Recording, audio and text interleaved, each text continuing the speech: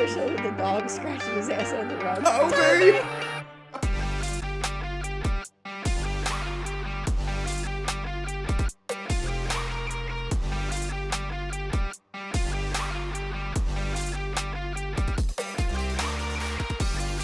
Hey everyone, I'm Dale. And I'm Britt. And this is A Toast to the Atypical podcast where lately we've been talking about some spooky stuff for the Halloween season. Yes. It's been pretty fun. Yeah, I don't know what's going to be scarier, our content or the way I sound. Yeah, we're both. So our snacks this episode are Cough drops. We have a plethora of cough drops here because I'm on the upswing of a cold. Dale may or I'm may kinda not fighting be it off. coming down with it. He's on the verge. I gave you my theory, and I'm going to let you guys in on this theory because I think I might be onto something here. But I don't usually take daily vitamins. You used to, though. I used to, but I've stopped because I'm running around like a crazy person in the morning getting the kids together. Mm-hmm. So I don't usually take vitamins in the morning. I just dope up on caffeine. So when I start feeling sick, like as soon as someone around me is sick, the kids, you, whatever, I take my daily vitamin and I take 1 or 2 doses of vitamin C a day. And so far, I'm feeling pretty good. I'm actually feeling better now today than I did last night. Mm-hmm. And that was the first day, I guess, that I was not feeling great was yesterday. Yeah. So we'll see. Yeah, it was like last night that it started. Yeah, a little congested, but funky. whatever. So hopefully I don't get as bad as you did. Oh my God, I've been miserable. Yeah. Mine was like, what's today? Saturday. So it was Tuesday night. Mm-hmm.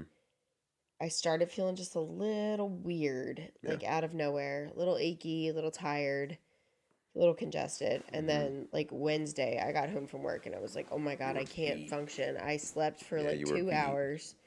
And then Thursday, same deal. Came home absolutely exhausted. Slept for 2 more hours. And then yesterday, like finally started feeling like functional again. Didn't need a nap. But sounded awful, was coughing a lot, very congested. There was really only one day where I was like blowing my nose constantly. Yummy. And then yesterday was more coughing than anything. Yeah. And then today I just sound awful, but I feel like 70% better. Okay. Yeah. So well, that's good. Yeah. That's a plus. Yeah. Okay. But anyway. Yeah. Anywho. You want to talk about the drink? Yes. So our drink selection since this episode, which we've talked about for a little while now, is about the Warrens. And me saying that now is reminding me that not everybody knows who the Warrens are. And I thought everybody knew. But I mentioned this to somebody and they were like, I don't understand. Yeah, they were Warrens? Like, we've heard you say the Warrens like multiple times. Yeah. I don't know what that means. Ed and Lorraine Warren of the Conjuring movies and things like that. So we'll be getting into the history. But the one thing that you'll be hearing about is the Annabelle doll. Mm-hmm. So our drink selection today is called the Annabelle Special. Yep. It's what is it? 2 ounces of Benedictine. But we're using Dom B&B. Yeah, which is a Benedictine and brandy mix. Yeah, blend. We couldn't find Benedictine. They didn't have just regular Benedictine. And this shit's expensive. I don't know what Benedictine runs, but this stuff was like $40 for the bottle. Jeez. So this drink better be good. If it's not, it's and then whatever. So it's 2 ounces of Benedictine, quarter ounce. Or yeah, 1/4 ounce of lime juice and 1/4 ounce of dry vermouth. So I personally have very low expectations. I'm looking at it and it just doesn't look like a drink that I would ever order. Agreed. So I would love to be pleasantly surprised. But I'm hoping you are pleasantly surprised because I mean, honestly, I can't really smell or taste much of anything. I do not have COVID though. I did test. Not that it affects you guys, but you know. The vid. But yeah, I mean, I might tolerate it more than I would had I been feeling well. So, I mean, maybe this will help clear me up. Who knows? Yeah, that's my thought. Might be a kick in the sinuses, so I could use it. That is my thought on this. Well, should we dive in?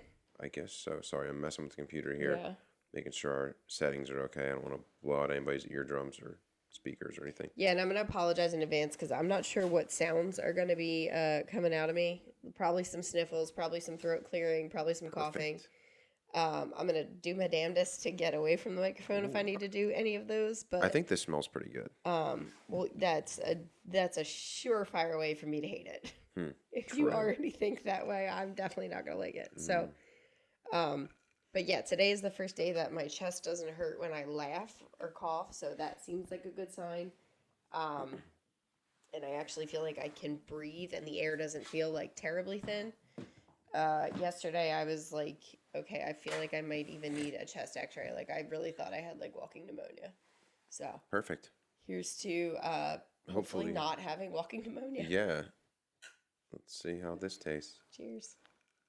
That smells horrific. Smells awesome. Ooh. Wait, I actually like it. Oh, snap. It is good. It's delicious. It's really good. And I can actually taste it. That's not just like a I'm into it. Cold. It's a lot. I don't even know how to describe that. I can taste the lime more than I expected to. Mm-hmm. But the flavor is more like citrusy and like a bit tart more than I expected. I thought it was going to be more alcohol flavor. I'm curious now what it would have tasted like with the Drambuie instead. Was it Drambuie? Yeah. Campari? What was it? it? No, Drambuie. But isn't that more like a black licorice kind of taste though? I don't know, but I think that's more of like an anise. I think what the Drambuie said was it's a Scotch whiskey. I really like that. With herbal and botanicals mixed in it. And this Dom's B&B is brandy and Benedictine mixed together. Okay. It's good. The one difference with really Benedictine is Benedictine's more of like a pinkish color, so the color was totally off on it. It looked more. It's actually. It looked on the picture from the website, which was haveacocktail.com. On the picture that they showed, it looks like something I would order. Mm-hmm. This does not look like something I would order, but it definitely tastes good. I'm pleasantly surprised. It doesn't taste as summery as it looks. No, I definitely. Well, to me, it looks like something you would order at like a cigar bar. Like it looks like a man's drink. Manly man drink. I mean, my voice sounds like I can handle it, but flip your mic a little bit there. Yeah. Or just don't. Yeah, you're good. Yeah, I'm pleasantly surprised, and it doesn't have a burn to it. I really thought. Yeah. I thought there was going to be more of an alcohol like content, I guess. It's very good. I don't know. It is pretty good. Yeah. I'm okay with it. I'm good. I give it a solid 7.3 out of 10. What is this? Frickin' Barstool Sports. Rating pizza in Philly. Yep. Got my Phillies gear on again today because Phillies are playing right now as we speak. They're probably losing again. Britt's about to hack up a lung over there. It's going to be ongoing. Yeah, there's cough drops here. So we'll... I got candy. Try to and alcohol, so... Try to edit that out as much as possible. Yeah. But it's okay. It's all good. All right, anyway. Yeah, you're going to have your work cut out for you with this edit. So why don't you jump... Do you want to do the history? Yeah. And then I'll go into I'll these do the cases. backstory. Yeah, okay. So you go into the history of Ed and Lorraine.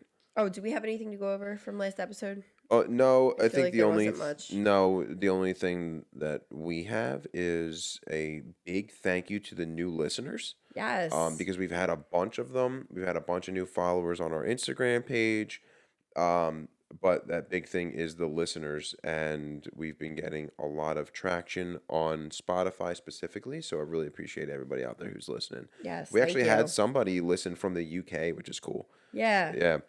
And I think we got like I remember seeing like the first couple names that I didn't recognize. Mm-hmm. Like there were, friends and family and whatever for a bit there. But I saw the first couple names that I was like, oh, I don't know that person. So that was pretty cool. Thank you to all the newbies. And, if you don't know us personally, feel free to reach out and tell us what you like about the podcast, what drew you to it. Mm-hmm. Besides just obligation of being supportive, we'd love to hear from you and what you think's going well, what's constructive criticism. We're happy to hear it all. Yeah. So The one criticism thank you, that I thank you. have for the last episode is it was way longer than we thought it was going to be. I couldn't believe we went that long. I thought that was Yeah. going to be a breeze. And it but was very visually loaded. It was heavy. Yeah. So that's why I think that episode took a lot longer. But this one is going to be a long recording for us, but this is going to be a double episode because we're putting one out on Halloween, which is a Monday. And we're putting the next one out the next night, which for is our Truth Tuesday. Yeah, our typical Truth Tuesday. Yeah, so that'll come out not night, but morning. Yeah. Which we might actually change the timing of when this is coming out, but that's okay. We'll sort all that out, but that's for us to figure out. Yeah, don't you worry about it. So it might not be a 7 a.m. post anymore. It might be a little bit later in the day. Well, I don't know. I mean, if you guys like the 7 a.m., let us know. Yeah, let us I know. know that some people are I'll put a poll commuting up. during that time. And, I'll put a poll up on Spotify.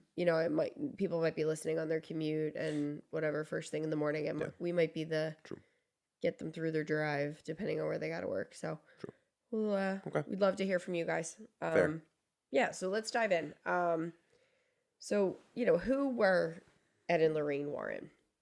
So, Edward Warren Miney was born in September of 1926 in Bridgeport, Connecticut, to Pauline and Frank Edward Miney. His dad was Slovak and Czech descent, and his mother was Polish. He was a self-taught and self-professed demonologist, author, and lecturer. He grew up in a house that he believed was haunted, which is where his whole interest in it really started to grow. He recalled doors opening on their own, cabinets opening and closing, strange lights forming, noises, very typical demon behavior. When he turned 17, he joined the U.S. Navy. A few months later, the ship that he was on collided with an oil tanker in the North Atlantic. A fire erupted, and all of the men on the ship were forced to jump overboard. As he was in the icy water, he prayed for help and was soon rescued. After that, he returned home and asked Lorraine to marry him. They were married in 1945 when he was home on leave. After that, he studied art at Yale's subsidiary school, Perry Art School. And after being discharged from the Navy after World War II, he was a house and sign painter around the New England area. Ed died in August of 2006 following complications after a stroke. And we'll get a little bit more into their story, but that's just a bit of background about him. So then, Lorraine Rita Moran was born in January of 1927, so just a couple months after Ed. So she was only 4 months younger than him. She was also born in Bridgeport, Connecticut. Okay. When she was very young, she began to notice her clairvoyant abilities. Her first experiences were around the age of 9. She could remember seeing auras around people, would get very strong senses of good people, bad people. She would see different colors and different, almost like stigmata around them. She would see fogginess or a dark halo around somebody who wasn't good, or she might see red or a dark orangey or a brown color, but then the people who were good were usually lighter, so you would see golds, amber colors, even sometimes a light blue, but more traditional good colors. But auras were one of the first things that she noticed. She just assumed that it was normal, and she thought that everybody could see good people and bad people, and she didn't really realize it until she got older. Okay. She and Ed met when they were in their mid-teens at a local movie theater where he worked as an usher. She later claimed that she knew psychically that he was the man that she would marry instantly when she met him. Okay. Interesting. Didn't know that. Yep. In an effort to prove her abilities were not fake, Lorraine underwent scientific testing by parapsychologists at UCLA. The team of scientists that examined Lorraine was led by Dr. Thelma Moss, and after extensive studies, they determined Lorraine was a light trance medium. Okay. After Ed's death in 2006, Lorraine continued to do the lectures on her own and served as the consultant on the first 2 Conjuring movies before she died in April of 2019. Right. Prior to their death and toward the end of their investigative period, the Warrens focused very heavily on passing their knowledge of the occult by hosting various lectures across the country. How they got into demon hunting, I guess, was they would research houses that they believed to be haunted. Right. And then they would drive to them. Right. So Ed, being the house and sign painter that he was, they would camp out front of these people's houses and he would paint their house.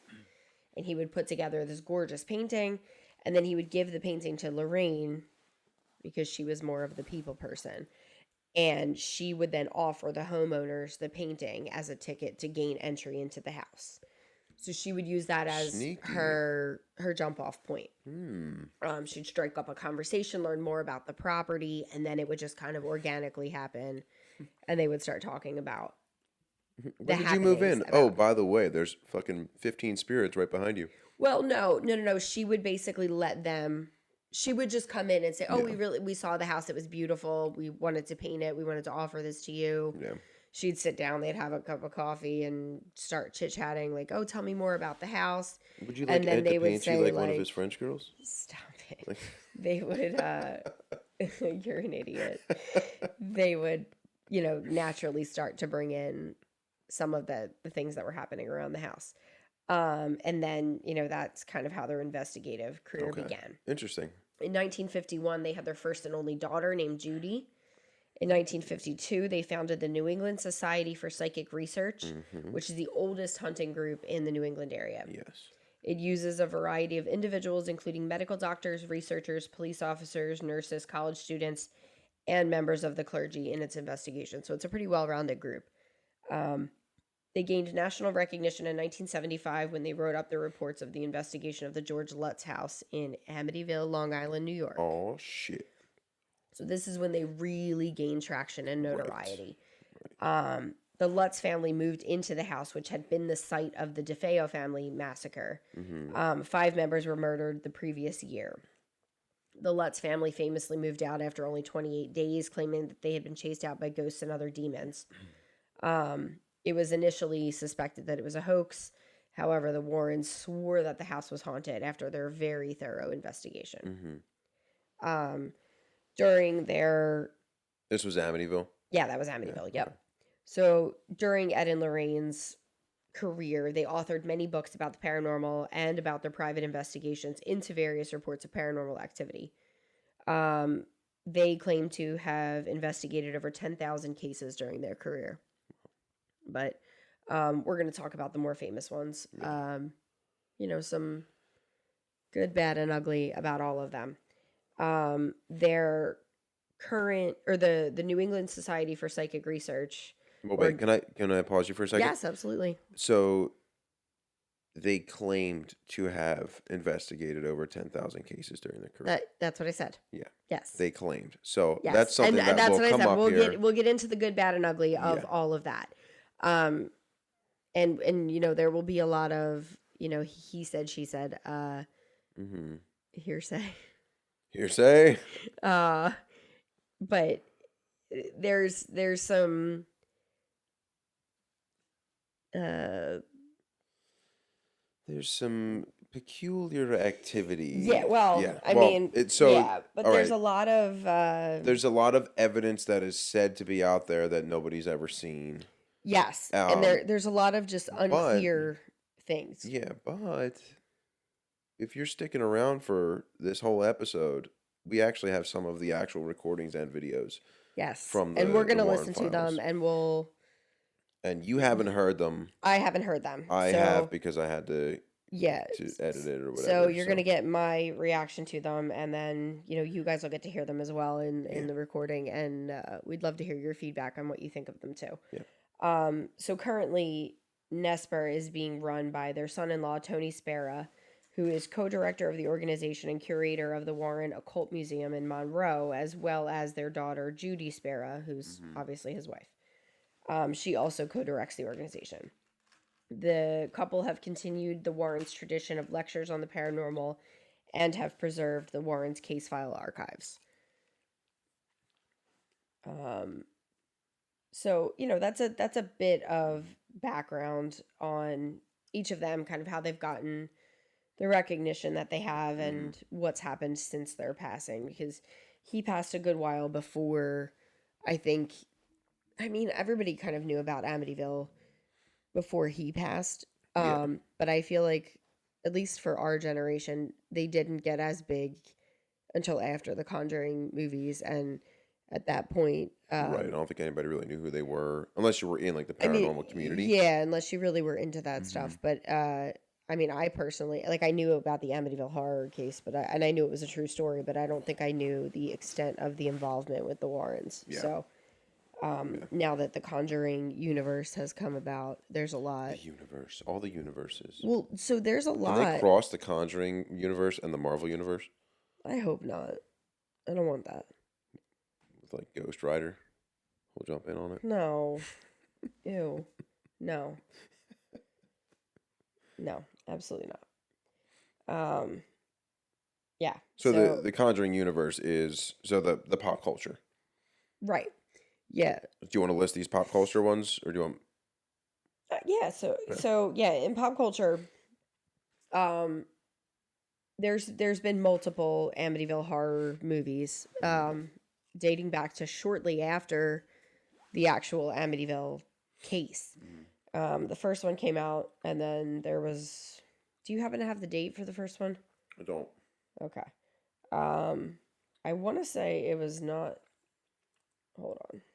Let me look it up real quick.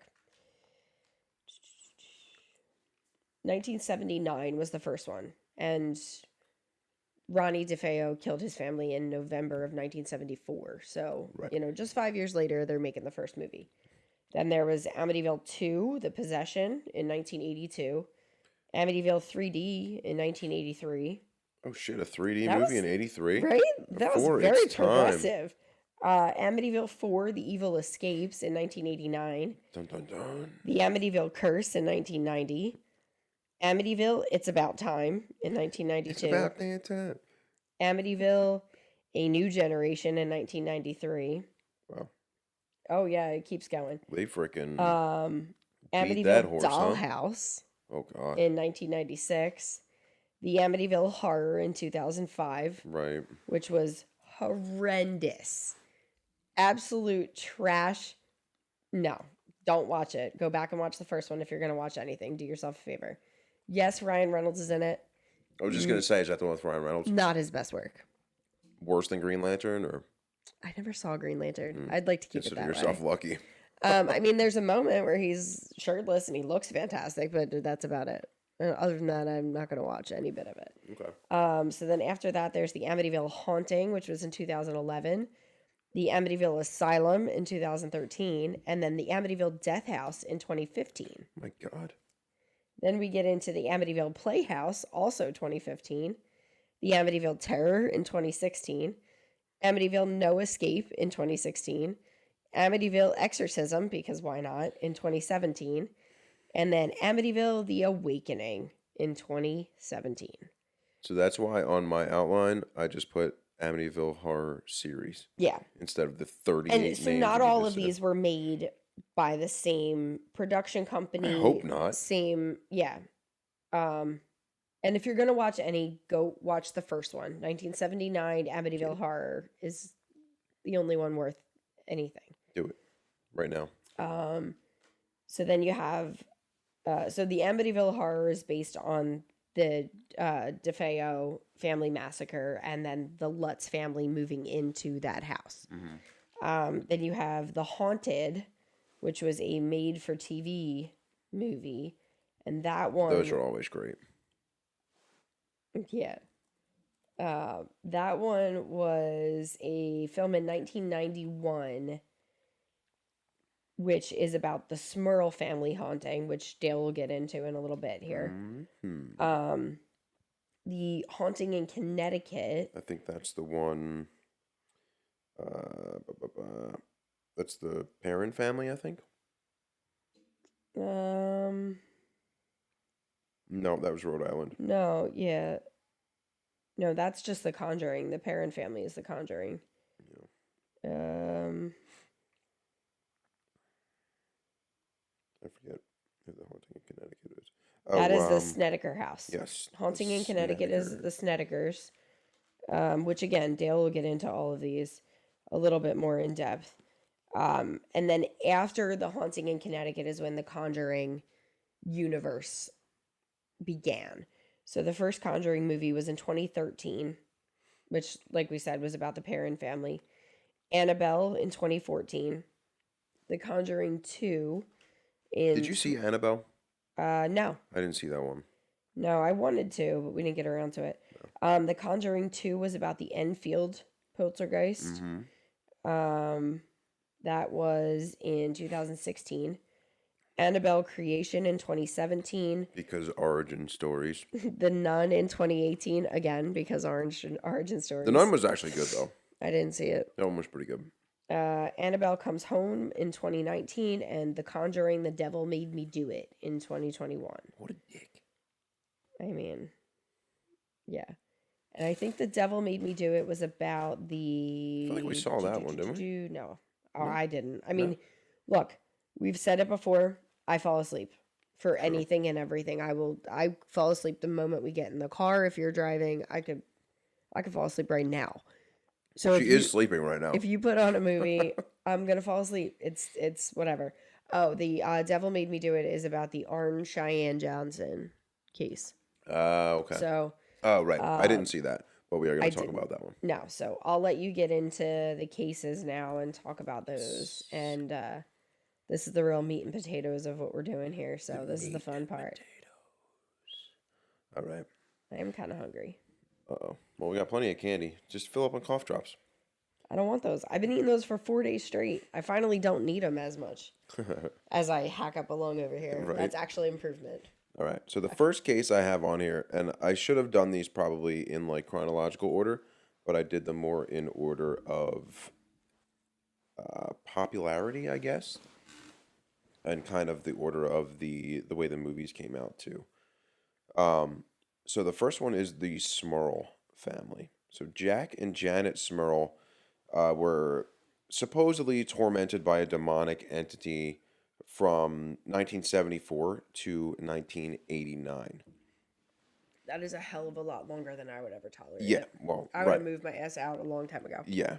So they moved into a house on Chase Street in West Pittston, Pennsylvania, and I thought that was kind of cool that this is a Pennsylvania-based one. They moved in shout out. Yeah, in August of 1973. Their house was a fixer-upper. So Chip and Joanna Gaines went over there. Probably would at this point. Throw shiplap up on that shit and call it a day. Are they still doing stuff? I don't know. They have like a whole Target line out now. They got so much.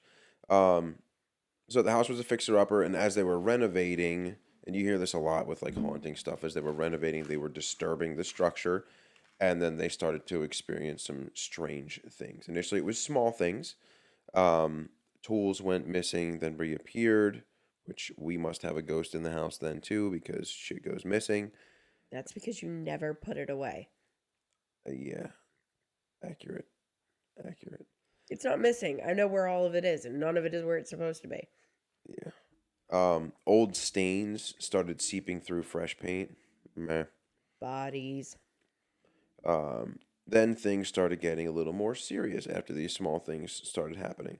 Oh, shit. Oh, shit is right. Kitchen appliances caught fire, even when they were unplugged. Oh, my God. Awful odors overwhelmed the house, which... Rotting flesh. Do they have kids?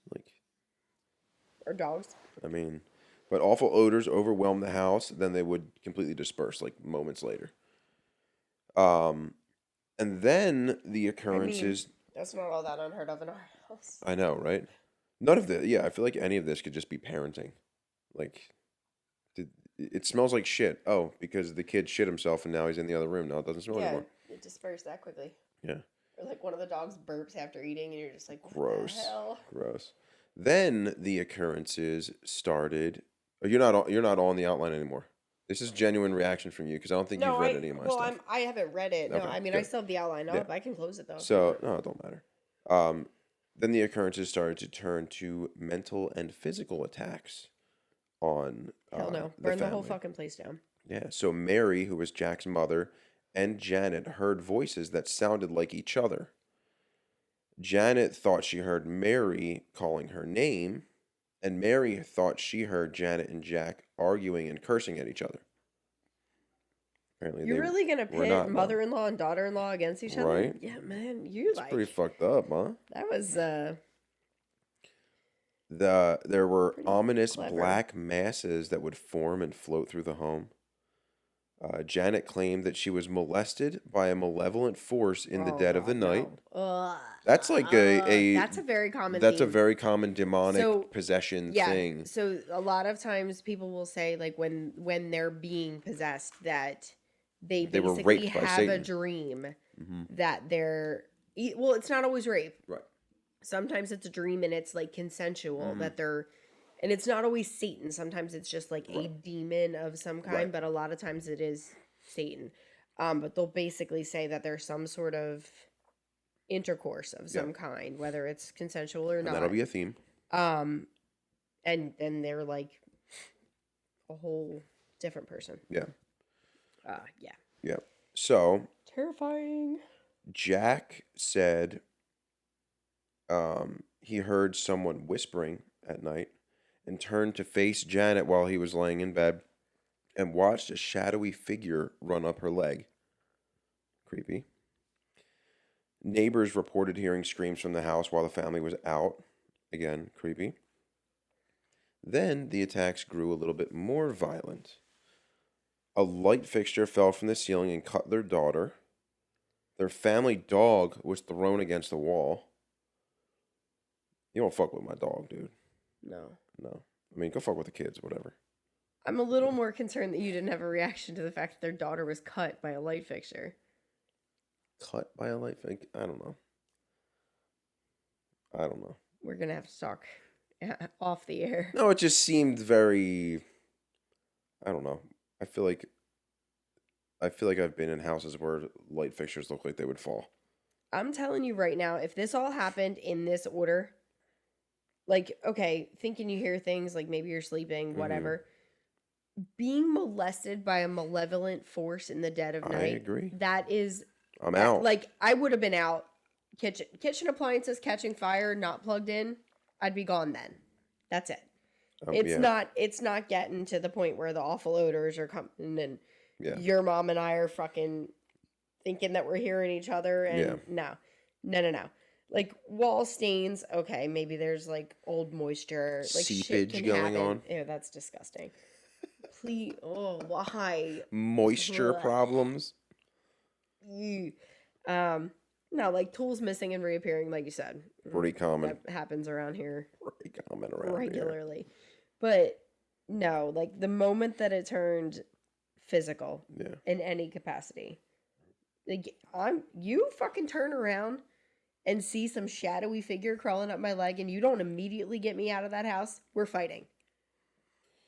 Yeah. That's it. I'm curious if that was the same night, and I couldn't find it anywhere. I was trying to find it. If that was the same night that she felt like she was molested, yeah. I mean, it's possible. It seems like it would be. But then the attacks, again, they got more violent. A light fixture fell, cut the daughter. Family dog was thrown against the wall. Janet was picked up by an invisible presence about 6 feet in the air and tossed across the room. I'm telling you, it would not get that far with me. Jack claimed a succubus entered the living room and raped him while a baseball game was on TV.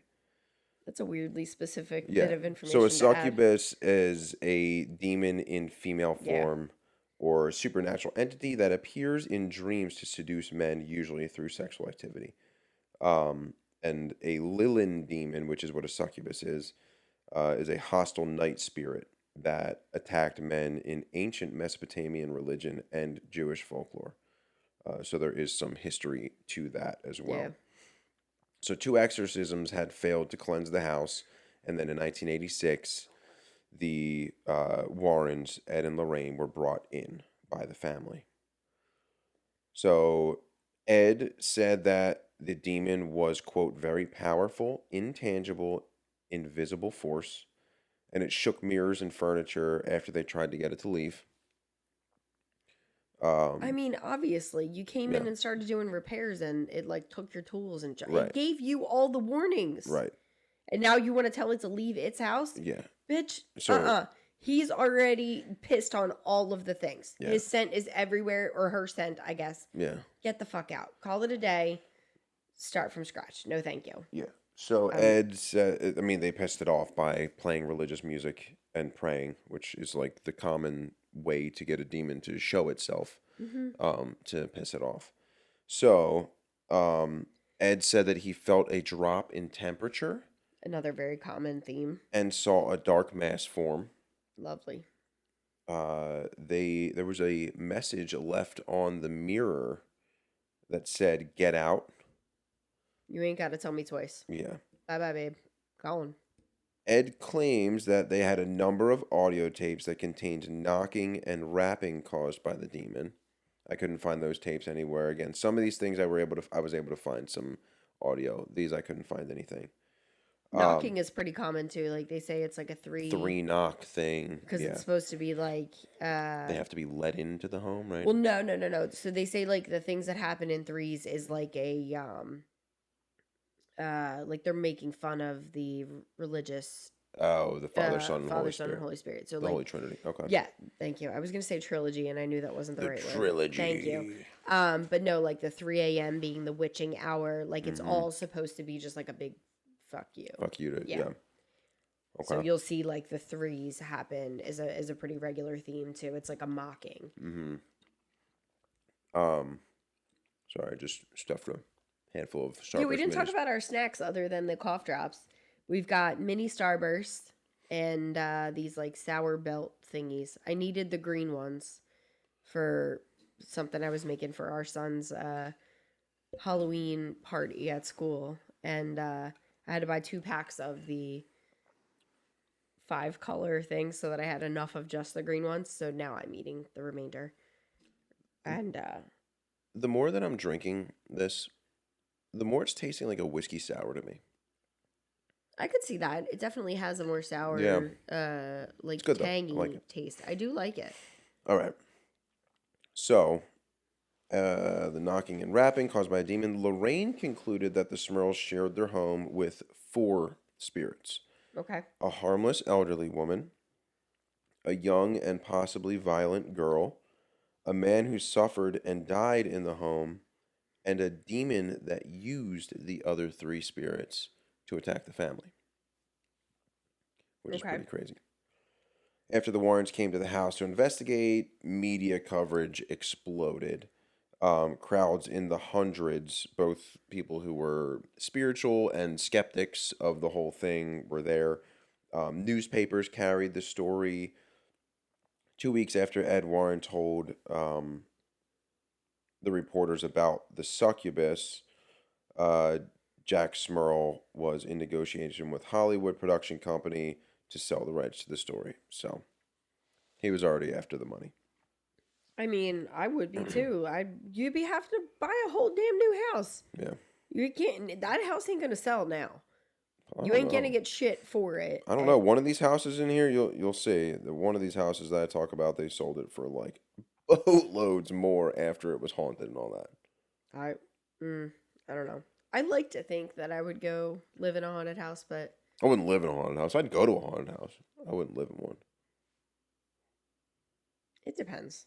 I would live in like a Casper kind of haunted. Yeah, if it's friendly, sure. If they want to do my dishes and shit.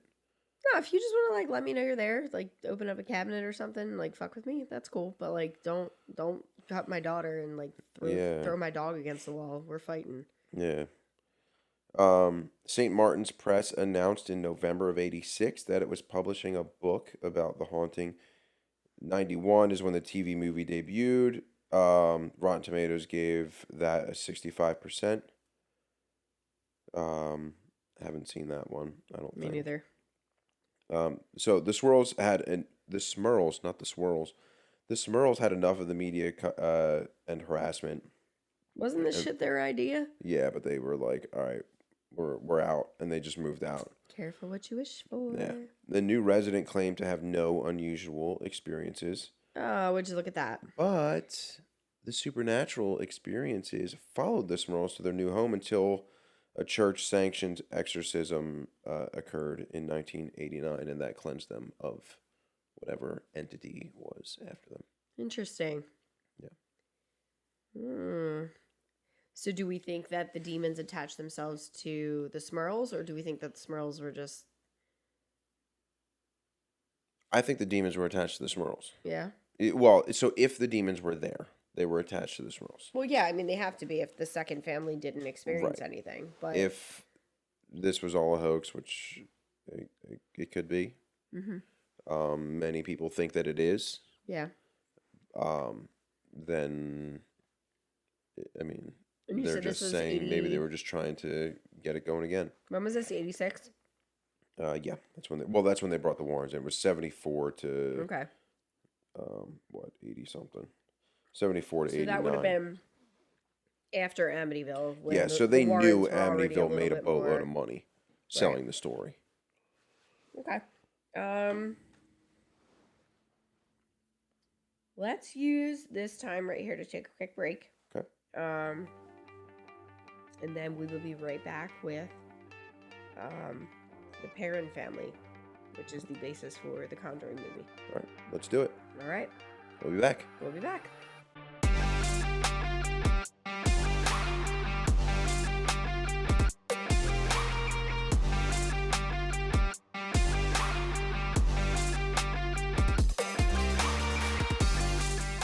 And we're back. All right, we're back with the Perrin family. Yes. Which is the family that the original Conjuring movie was based on. This is one of my favorites. I love this movie. Yeah, it's a really good movie. I thought it was very well done. Yeah. I mean, I don't know much about the story outside of that. But I'm about to find out. But I love the way it was done. I typically don't love haunting movies just because I think there's just so many of them. And it's just ugh. Yeah. I will say I did like the Paranormal Activity ones though, just for like the kind of immersive real life. They're played out now, but yeah. Well, no, I don't hate those. Like the actual Paranormal Activity franchise, I don't hate. Yeah. But all the other ones for a while there, like every movie that was coming out was The Haunting of this, The Exorcism of that. The only exorcism that got one to be a bit much. That was really cool. We saw Emil Hirsch was in it. Where he like worked in the morgue. Yeah. What the hell was that? And it was like a Emily witch's Rose? body or something like that. Spoiler alert, BT dubs. But she had like a... Hold up. I forget the name of it. That was cool though. Pause, please. Very interesting. The Autopsy of Jane Doe. It wasn't a haunting one. Yeah, that was a cool spin on it though. Yeah, so him and his dad are both coroners, and they receive a mysterious homicide victim with like no obvious apparent cause, and they can't figure out her cause of death. Right. And he ends up working late at the morgue by himself. It was a really neat. It's cool. Plus, I like him, so I do too. He's a good actor. Yeah, I thought that was pretty cool. But so listen up unrelated to this story. Let me just make sure the GoPro view is okay. We're good. So listen up to this story because this is craziness. All right. Okie doke. I'm listening. And the only thing you need to look at on the outline for this one is we do have a photo that we'll be putting up on the video and stuff as well. But so the Perrin family is Carolyn, Roger, and their 5 daughters who God bless them. I know, right? Andrea, April, Cynthia, Nancy, and Christine. They moved into an old farmhouse in Harrisville, Rhode Island in 1971. The house that they bought was in the same family for 8 generations prior to them buying it. And I'm immediately suspicious. Many people had mysterious deaths, died under horrible circumstances. There was a creek nearby on the property. A bunch of children had died in the creek, were drowned. One was murdered, and a few of them hanged themselves in the attic and other places on the property. So there's a lot of... If we lived near water, my kids would never be out there unsupervised, period. Well, yeah. How can you say several children died in the creek? Like, were they all out there together and all died at the same time? Oh, it was over 8 generations of family. Okay, so like you have to know there have to be the stories. risk. Yeah. Like, you have to know that your family has had these issues in the past, and like maybe look out for your kids. I don't know. Be a I fucking agree. present parent. Jesus I agree. Christ. But Whatever. People suck. So strange things started to happen almost immediately to the parent family. It wasn't like they lived there for years and then they were disturbing like the property or whatever. Almost immediately, from multiple different spirits. Some of them were nice, some of them were not so nice. Some things that happened is they saw apparitions, they heard voices. Uh, Cindy heard voices in the middle of the night one night surrounding her bed, and they were all Is Cindy like a Cindy's nickname one for of Cynthia? yeah. Okay. Sorry. Yeah. All right. No, So that's fine. I just wanted to make sure I was yeah, understanding who was who. yep. So Cynthia heard voices surrounding her bed one night, and they were all saying the same thing over and over, and they were saying there are 7 dead soldiers buried in the walls. And they were just saying that. So she went running into her sister's room and told her what I'd was be going running on. out the fucking house. Yeah. They had things like the smell of rotting flesh, Ugh. beds and furniture moving on its own, and household items disappearing or moving on their own. So I have a question. I'm going to have lots of them because that's my nature. But the smell of rotting flesh, I feel like that's a theme that comes up. Mm-hmm. That is not something I'd be able to be like, oh, no, yeah, that smells like I would not know that smell. Neither would I. So, like, do you have any idea what that's described as? Like, I've heard this smell of like rotting meat. That's basically raw meat right. going bad. Right. Is okay. Is And that that's what I would think is they're okay? smelling just something rotten, Okay. and then they are I mean, I guess attributing it to human flesh and like right. animal meat is not that Probably far right. off. Right. But So that would be my thought. okay. So Ugh. Andrea, the one daughter, remembers a full-bodied apparition that looked like flesh and blood to her, and she would see him on a regular basis, and she would say good morning to him, like it was a normal thing. Honestly, though, I'd want to get on their good side. Like, Right. if I'm stuck there, Agreed. I'm saying good morning. I agree. Hi, how are you? I agree. I mean, I told you about that one kid that I went to school with that I was suspicious of, and I immediately went out of my way every day. Hi, how are you? Yeah. Went out of my way to say hello and be nice to him every single day because I never knew what he was capable of. Yeah. And was actually a decent person, but whatever. Yeah. Then so Nancy, Andrea, and Roger, the dad, never wanted to leave the property. But Roger was given an ultimatum by his wife. He really denied any spirits or happenings. Carolyn was the one who brought it up to him. So his wife was the one saying she was seeing all of this. His daughters never mentioned anything to him because they knew that he was super stressed out about moving there, the job that he had taken on, the whole deal. So they knew that he didn't believe the mother, so why would they tell him to? So they just kept it to themselves. The Warrens came to their house about 6 times in the 70s to investigate. And when they first visited, Lorraine said she felt a presence named Bathsheba. And she described Bathsheba as a malevolent force to be reckoned with. So the history is Bathsheba was a neighbor in a large estate next door and was accused and tried as practicing witchcraft and being a Satanist and even sacrificing an infant to Satan is what is said. Now here is a photo of Bathsheba, and you can see she is blown up in the one picture, and this is what they're thinking. This is who they think Bathsheba is. I don't know. Looks like a fairly normal person, other than that she's standing alone here. But yeah, yeah, right. Yeah, I'm looking at the picture. Yeah. And like the name Bathsheba, I mean, I've only ever heard it from the Bible. Mm-hmm. And I don't know if, I mean, we're going to get into like some of the suspicion about the Warrens, and maybe they weren't totally on the up and up. Right. So I'm wondering how much of these names and these people are Well, just like Bathsheba, they did find on property reports. She lived in the neighboring home, so she is an actual person. There's a tombstone there for her. Like, she is an actual person. So did they see this tombstone They could before have. Lorraine was all, Yep, ooh, this is the person they that's could here? have. Yeah. So, what is going on right now? Mm, So the Warrens conducted a séance. They would never do an exorcism because they're not priest priests. Yeah, you have to be um, ordained. ordained and given approval by the Catholic Yeah, Church. you need like a special dispensation in order to perform one in the first place. You have to get like approval from the Vatican. Right, right, And like it has to go through multiple steps before it even makes it to the Vatican for questioning. Like you right. have to go through like your own archdiocese, and Yeah, there's then a yeah, process. there's a lot that happens. So There's a lot of they steps. right. So they conducted a séance.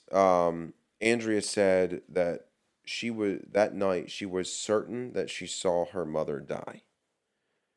Interesting. She said it was gruesome. And these are some things that I took from an interview that I watched with her.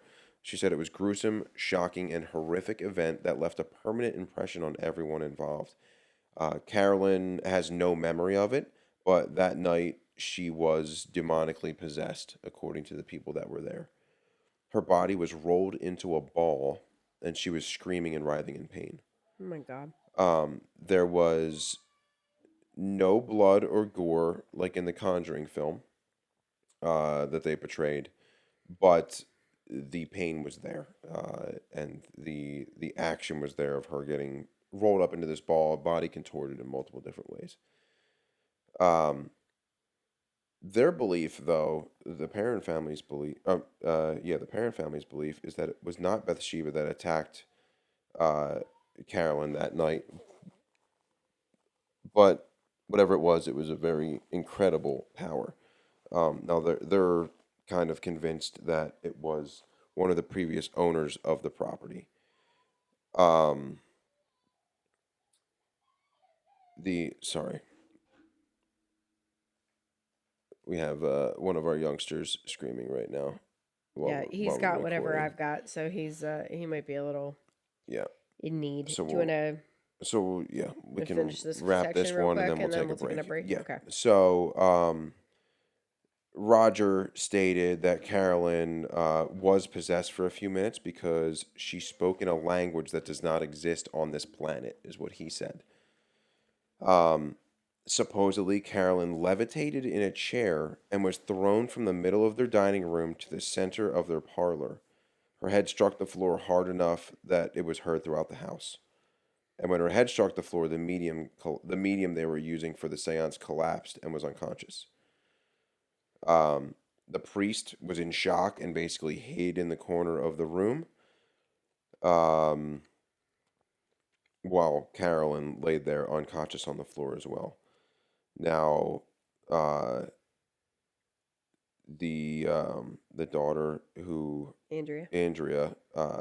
said, "We'll never forget it. Those who observed it were scared to death and scarred for life." Wow. The film The Conjuring portrayed a Hollywood scene of Ed and Lorraine casting out a so-called demon that possessed my mother, and everybody lived happily ever after. That's not what happened, not at all. Sometimes there is no happy ending. Sometimes survival is a success story all its own. So they lived with this for a long time after the fact as well. Roger Perrin, after that night, threw the Warrens out of the house, and they only returned one time after that to check to see if Carolyn had survived the aftermath of the incident. Wow. And she also refused them entry into the home. That was in 1974. Holy crap. The parents lived there after this seance for 6 more years. Numerous additional events occurred that the Warrens knew nothing about. That's not going to be involved in any shows or movies or anything that may have come about. And Andrea and the family, as I mentioned, they don't believe it was Bathsheba that was the spirit that was haunting them. the entity that they saw that was haunting them had a broken neck in the apparitions that they saw. Bathsheba died from paralysis due to a stroke, Hmm. but Mrs. Arnold, the original owner of the property, or the original wife of the landowner, died by hanging herself on the property after the death of her husband. The So, bent neck lady. the bent neck lady from, was that Hill House or was that Bly? That was Hill House, I think. That was Hill House. That was Yeah, the Haunting first of one. Hill's House. So That's good. great. So that's it for the Wow. All Conjuring right. story. Yeah. That was, Interesting. yeah, the Conjuring story is kind of a wild one. The I great mean, movie. you can't really end it with like not a happy ending. Right. So I get it from a Hollywood perspective, but like, I get it. But they were still tormented for a Yeah. while. And they lived there for 6 more years. I wouldn't live there for 6 more seconds. Yeah, that's F that. crazy. That's crazy. Mm. All right. Let's jump into a break here. Yeah. And we'll be back. Okay.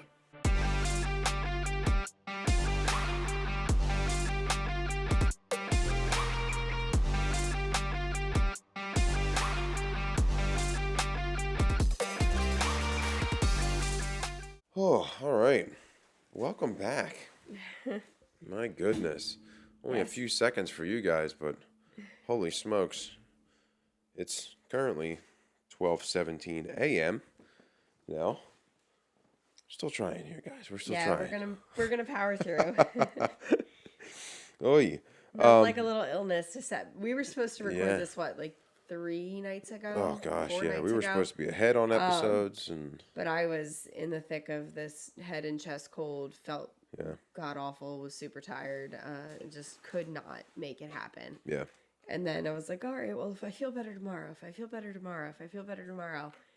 And then Dale was like, I think I'm starting to come down with it. We're like, Yeah. oh, crap. Bummer. So it delayed us way more than we intended. Yeah. But, you know. But we're here. But we're going to get it And out you're to here. you guys for Halloween. So Like we promised. So yeah. let's power through. All right. So we're on to case number 3 that we're looking at. Mm-hmm. And this is the Enfield poltergeist. And this is what was the story behind The Conjuring 2. Okay.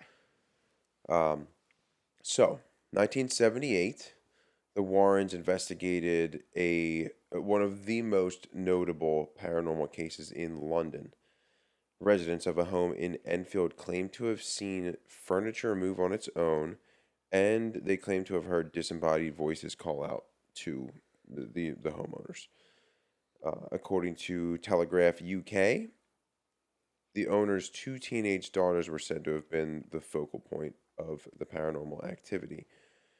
And you'll see that in some of what happens here. So, upon investigating, the Warrens claimed that there was some form of demonic possession occurring with the children in the home. So their thought was that the home wasn't haunted, but the children were possessed.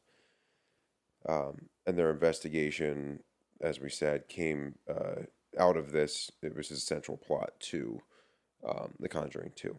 Okay. So the case followed the Hodgson family, and that was comprised of Peggy, who was a single mom, and her 4 children. Margaret, who was 13, Janet, who was 11, Johnny, who was 10, and Billy, who was 7. So many people called this case a hoax, and you'll see why. We have a couple pictures here, and I think we have an audio recording as well. And others consider it to be one of... You okay? We'll find out. Others okay consider... gonna be, so. So some called it a hoax. Others considered it to be one of the most witnessed cases of supernatural activity to date. So here's what happened. August 1977, Peggy, the single mom, called the Metropolitan Police in Enfield, London, and she claimed she had witnessed furniture moving in her house, and that 2 of her 4 children had heard knocking sounds on the walls. Again, we're talking about the knocking sounds, as one of the other cases. Mm-hmm. The police went out to investigate, and a woman police constable reported witnessing a chair wobble and slide, but couldn't determine the cause of the movement. So a police constable saw this as well. And she quickly said, well, bitch, this is not a police matter. Like, there's nobody here to arrest. I Yeah, don't know what the what fuck are you they want gonna us to do? do, but you're Like on your own. slap handcuffs on the Yeah. air? Like, what are Yeah, you gonna you're do? on your own. I'm getting the fuck out. Yep, that'd be me. Uh, Bye-bye. yeah. And then there were later claims that included disembodied voices, loud noises, thrown toys, overturned chairs, children levitating. So everything other than the children levitating, like, you have 4 crazy kids running around the house. I mean, thrown toys, okay. Loud noises, kids. Overturned chairs, pissed off kids.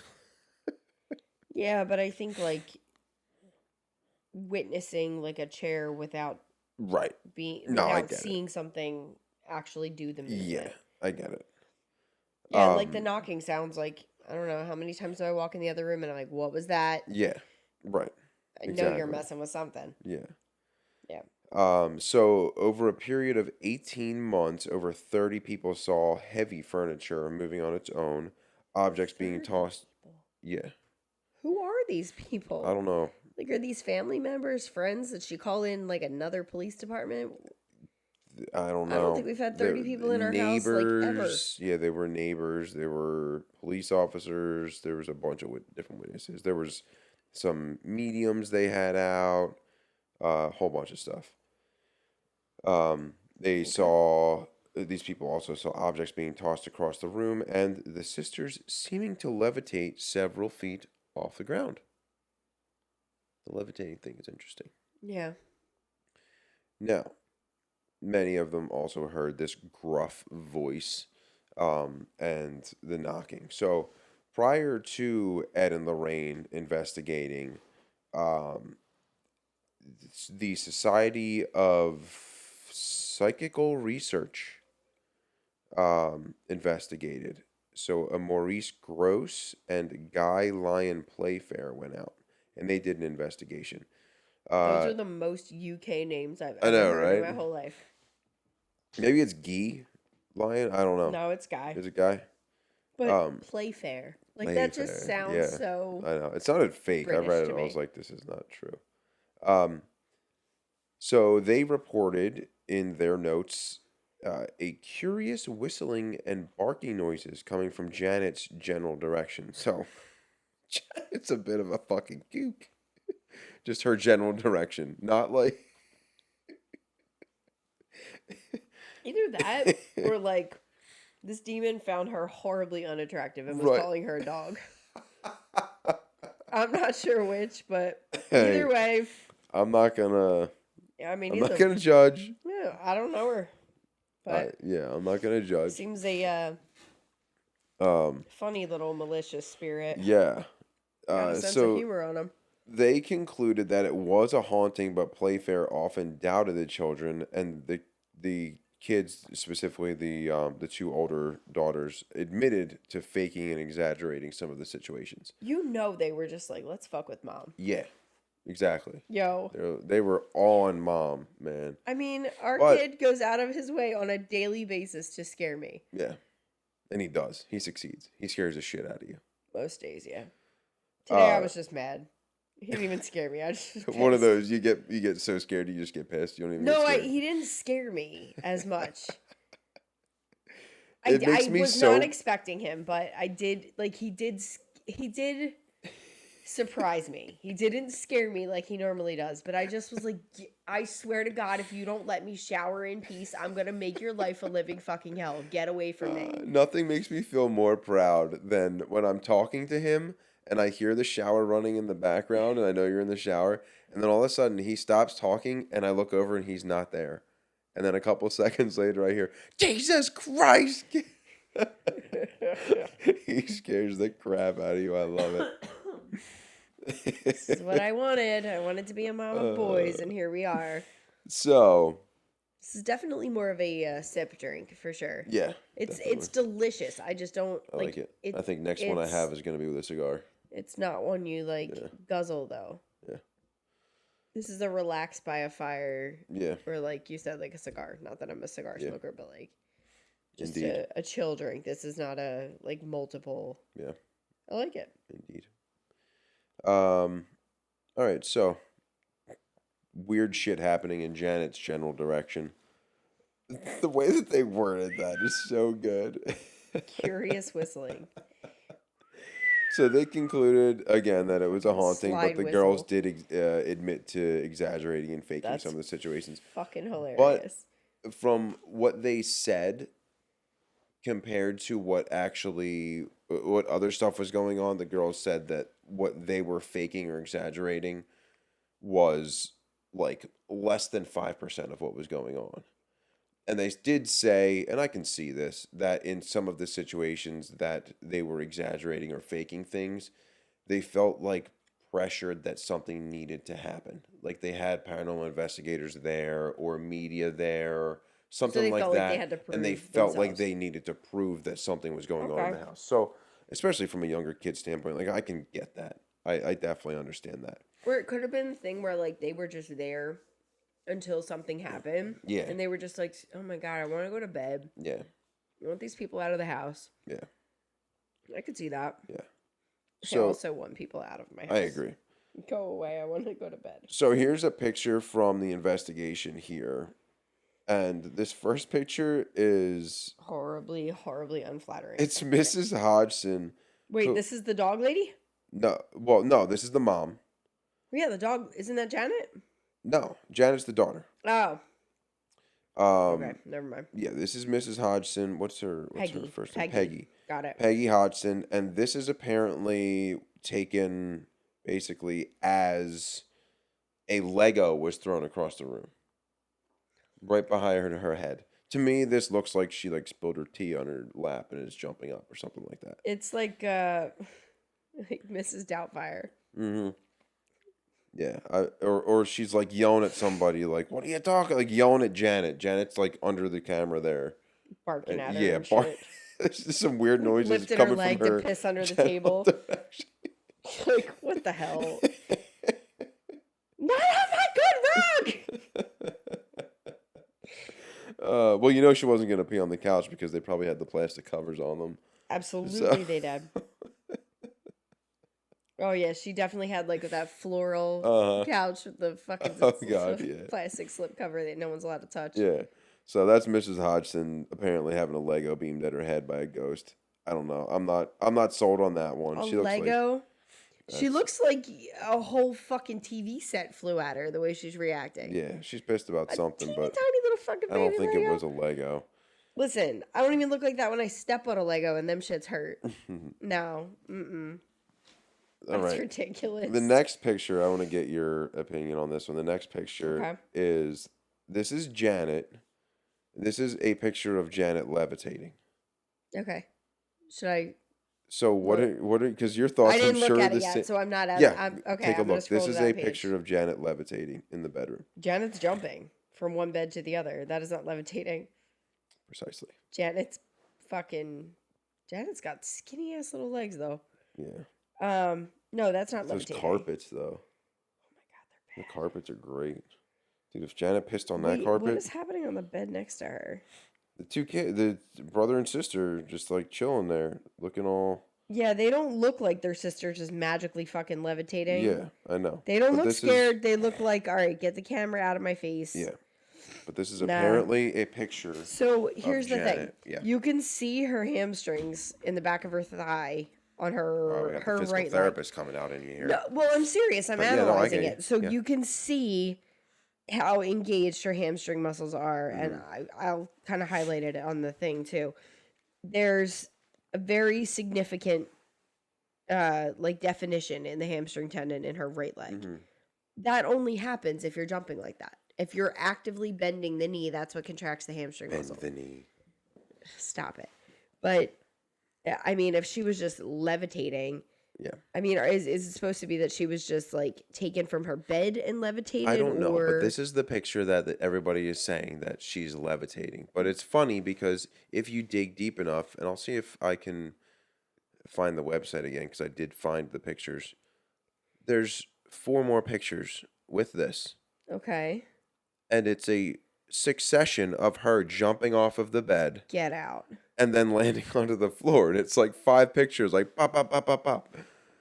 And this is the one that they chose to say she was levitating. This is where I was like, I okay, need this to know has to who all be. these posters are on the back wall too. Oh God. I know that's not the All right, reason for so this, but this coming up here is no, that's the pictures. yeah, she's I think definitely both the jumping pictures off are that bed. bogus, personally. See, like if she was supposed to be levitating from, or if that was truly what happened, I would expect more of like the blankets to have fallen off the bed, like behind her. Like I wouldn't expect everything else in the room to look so orderly if Yeah. something just picked her up Especially out her of bed. brother and sister just chilling there. Right, like, all right, this is the 47th time here you've jumped goes off. Janet again. I hope we get a good picture this time, Mom. Right? No, that's fake. Fucking Janet. I don't believe you, Janet. Okay, so next we have an actual audio recording Yay. of the investigation with Gross and Playfair. Playfair. Now, this is them attempting to contact Bill, who's one of the spirits in the house. Not Bathsheba. Not Bathsheba. So this is Bill. Now, this I'm hoping this all works out because I'm gonna play the audio for us in our headphones right now, and I'm hoping to mesh this all together as we're editing, and you'll be able to hear it as we're hearing it as well. But here we go. So this is us listening to the recording here, and this might be super loud. I don't know. Let me hear you say my name. Come on, let me hear you say my name. So that's Gross or Playfair talking right there. Okay. That's not my name.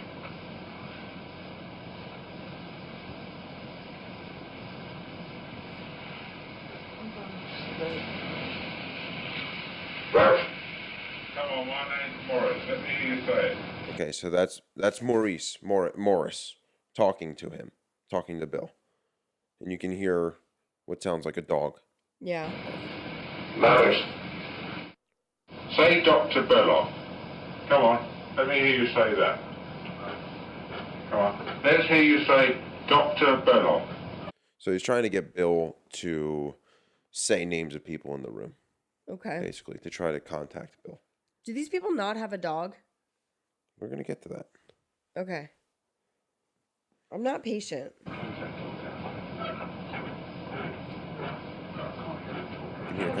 Say Dr. Belloc. What is it?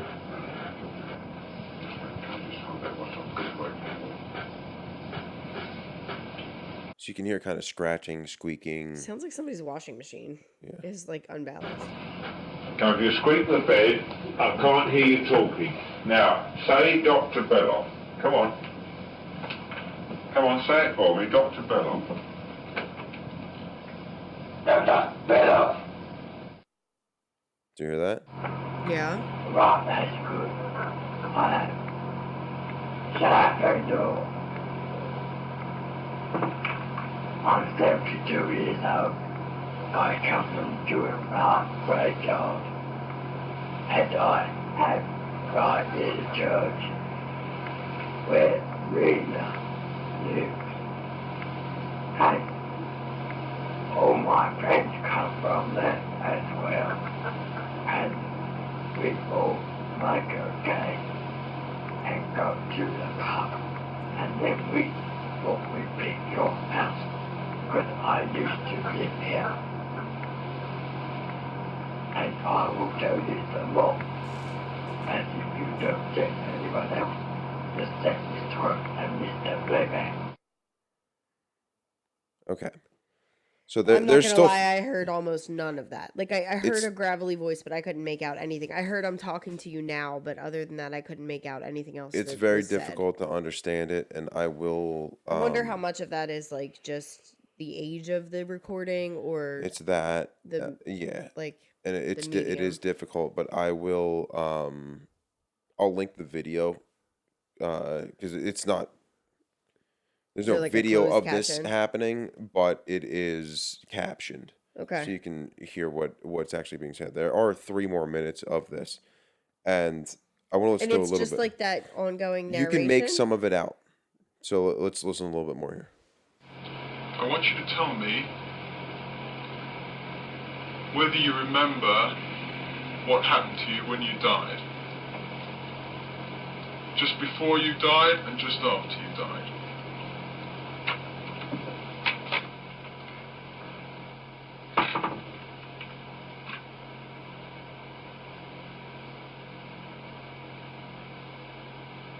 Days before I died, I went blind. So he said, I went Just blind. before I died, I went blind. Yep, just before I died, I went blind. Then I had an hemorrhage, and I fell asleep, and I died in a chair in the corner downstairs. So they said, just before I died, I went blind. Then I had a hemorrhage, and I fell asleep and died in the chair in the corner downstairs. Specific. Very. Bill, if you're there, would you answer me the following question? What have you done with Denise's 30p?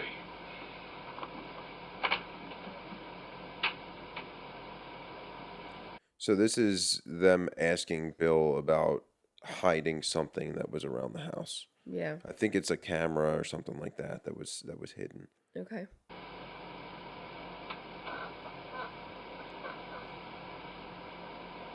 Headed down to the radio downstairs. Sorry, Bill, can you say that again, please?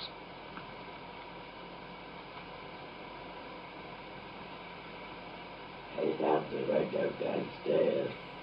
Sounds like they said hit it next to the radio downstairs. Hit it next to I heard something. rodeo, and I was like, that yeah, doesn't seem something. right for the They UK. hit it somewhere. Yeah. Okay. Right, Bill, I'll go and look. Thanks ever so much. Why can't Janet feel you? I'm invisible. I'm invisible. You're invisible. Why are you invisible? So much H-O-S-T. It's just. Did any friends go with you? Yes, all of them. All the dogs, 68 dogs. And what do you got 68 dogs for? So that they can protect me from you killing me. So he says he has 68 dogs with him to protect him. Did he say to protect you from you killing me? Yeah. Aren't you already dead? Well, yeah. But Right, you riddle. How can we kill you, Bill? You could shoot me off. Now, how can we shoot you if we can't see you, Bill? My friend, to God. Sorry, I didn't hear that, Bill. My friend, to God. By praying to God. he says that they can kill him by praying to By God. praying to God. Okay. But 2 seconds ago it was by shooting him. So, what you're saying is we could get rid of you by praying to God. Yes.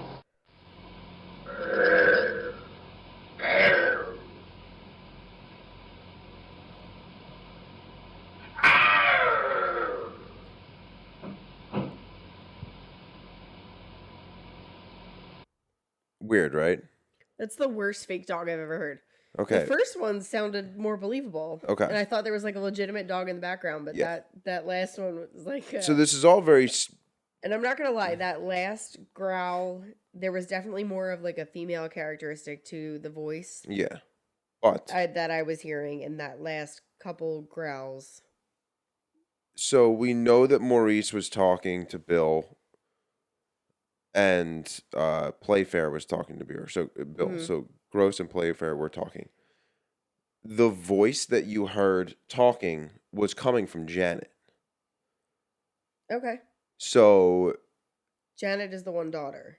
Janet is the one daughter. Okay. The one levitating in that picture is Gotcha. Janet. So the deep voice, but sound like a male voice that was talking, was coming from Janet. Okay. So that's why at one point they asked, why doesn't Janet feel you? Okay.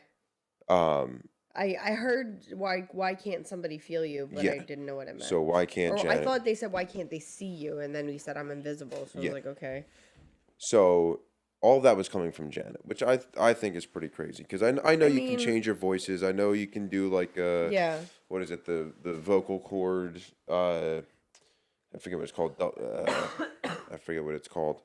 Yeah. But there's a way, like the monks chant, the way that Yeah, they like the chant. throat singing. Yeah, Mhm. I understand that, but she's 11 years old. Like an 11, that voice was coming out of an 11-year-old girl, Yeah. which is kind of crazy to me. I don't know. Okay, so after the investigation of Playfair and Gross, the events in the home escalated. Then in 1978, the Warrens came in, and Lorraine stated that there was an inhuman spirit phenomenon in progress, whatever that means. Ed apparently touched. I think that means that. So I think there's a difference between.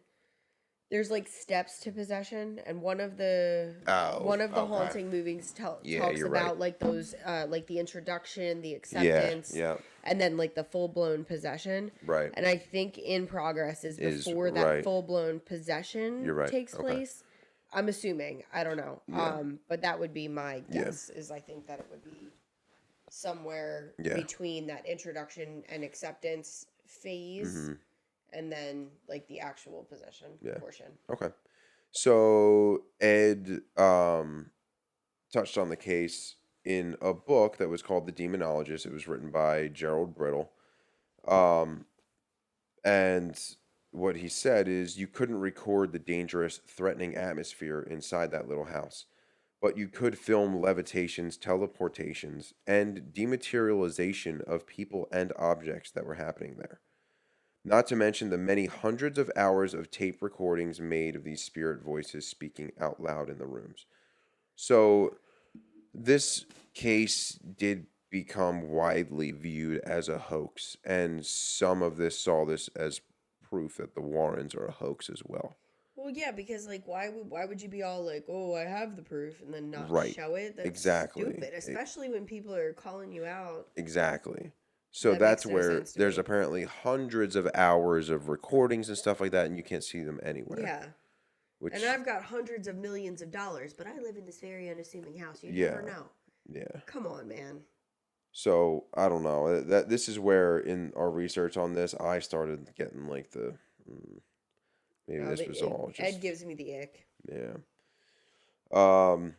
So I mean I wasn't able to find any of the recordings other than the ones that you're hearing here, Yeah. and I'm gonna have another one here for you in a minute.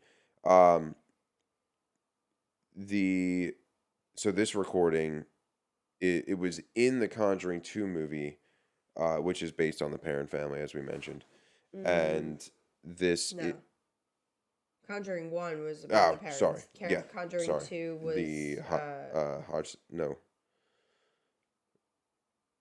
the Hodgson family. Yeah. So sorry. That's okay. So this is the second recording here, and this is from the. So you're gonna hear some. This is the whole audio of the trailer. So you'll hear some stuff that definitely is not the recording, but this is apparently an actual recording of theirs. So not the glass It's like breaking. the beginning of a movie. Yeah. Well, it's a trailer for the movie. Oh. Just said that. Yeah, this is the trailer for the movie. And then Sorry, I'm here. I'm good. she's sick. I'm still functioning on Dayquil and alcohol. She should be coming in. Hello. Good. Oh. Ed. No. No. No. Hold your. Yeah. No, good mate. No, we got wrong place. No. Honey, threw me out of window. Yeah. I'll do. It got pulled lower. Creepy, right? See, I hate when they have so much like loud music in the background. I can't make out what I they're agree. saying. I mean, it's creepy anyway, but But I that couldn't make is out much of it. an actual recording from one of their cases. That's pretty cool, though, that they used an actual recording. That gives them a little more Yeah, merit, and I that does not suppose. sound like any language that I know. I At mean, I least. couldn't make much of it out, but Didn't sound like any language I know or have ever heard of. I don't know. yeah. Kind of weird. Yeah. So overall, this case was an extremely documented case and followed as well. But there's a ton of signs that point to the whole case being a hoax. And Yeah. again, that's a reason a lot of people think that the Warrens are a hoax as well. Because they believe so strongly in this case. And it was known that there was a lot of fake stuff going on with it. Right. So I mean, when you've got 4 kids and only 2 of them hear knocking and 2 of them admit to faking stuff, like, how much of it is the kids just screwing with each other through the walls of the house? right. And what started out as them just playfully messing with each other, then realized they were spooking mom, and then they were like, we're gonna run with this. Yeah. And True. then, by that point, it got way too far out of hand, and they were like, shit, now there's people involved. What And do then we you do? got Janet making Mom's weird gonna be noises at pissed. people. I already threw a Lego at her head, and if she finds out it was me and not a demon, I'm fucking dead. Janet jumping off beds and pissing on floors and stuff. Somebody go bark at her real quick. Mom's making spaghetti again. Go bark behind her. Oh, God. So, I mean, Kids are rotten, man. yeah. The photo of Janet obviously is faked. Of her yeah. levitating is obviously fake. She's jumping off the Levitating. bed. Yeah. The Warrens may have the recordings that Ed mentioned, but and Well, the Warrens are dead, so. yeah, the whole Conjuring 2 movie is based off of their encounter with the house. So maybe what they put into that movie also has some truth to it, and maybe that is on some of the recordings that they have. I don't know. I couldn't find the recordings anywhere, like I said. So maybe there was more truth to the Conjuring movie. Okay. What's your thoughts on this case? I don't know. I mean, like you said, it's an 11-year-old girl. Mhm. At 11, I was still playing jump rope and hopscotch and shit outside. I definitely wasn't pretending to be a demon to freak out my mom. Yeah. But kids are weird. I also didn't have 3 other siblings Kids are weird. to feed off of. Like, you don't know what their situation was. Maybe, like, you said it was a single mom, right? Yep. So, maybe mom's schedule was weird with her being the primary breadwinner. Maybe they were home, just the 4 of them regularly with no real supervision, one being a babysitter for the others, then made up like Could some be. funky game. Who the hell knows? My gut is that it started out as them screwing with each other and playing, and then it just They found out how bad they could spook mom. yeah, they were like, oh shit, we can mess with mom, Yeah. and then they had a lot of fun with it, and then it just got out of hand. Hmm. And then by that point, they were like too far invested to pull it back. Yeah. But I think that could very well be the case. I just think there's not enough, like, the evidence that's in here is all like either clearly fake or could be fake. Yeah. Most of the time that you hear these recordings and it's somebody speaking through a human, Mm-hmm. it's a voice that doesn't even remotely sound like theirs being disguised. Right. And I immediately heard like a female characteristic in the barking and in like the gravelly tone. Like, I can very easily try to make, like, anybody can do that. I was just To me, impressed that that it came from an 11-year-old girl. I was surprised. Have you heard the sounds our kids make? They're 5 and 2. Yeah, but I don't know. When I first heard that, I was like, wait a second. Who is this guy talking to? Like, is this... See, I thought it might have been the mom. Yeah, But that is... Still, like, yeah, I don't know. I think... I'm surprised, but I think that there's not enough concrete good evidence. Yeah. And enough that's So definitely plausible fake. that it could have been a haunting, or you just think the whole thing was bullshit and they just wanted to get mom on the news? I don't See if think they they can find wanted to get Mom, Mom dude. on the news. I think they wanted to mess with Mom, and then it got out of hand. I don't know. I don't know. Fucking Janet. I feel for poor Peggy. Peggy cleaning up Janet's piss all over the floor all the time. Fucking at it again.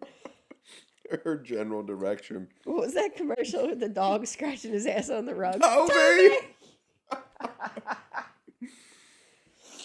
Yep.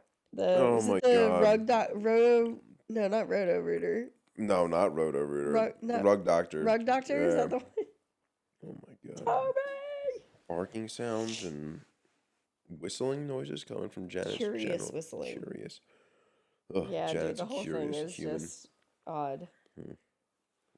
Nah, whatever. Anyway, on to the next. Sure. All right, the Jump. next. Jump in. Annabelle. All right, I gotta say, this one, before I read the details of it, I was like, nope, bullshit. I don't believe in haunted dolls. Chucky's stupid. Like, I don't. That was different. I know, but that's all I could think of when I saw Annabelle. I was like, And Chucky's not stupid. stupid.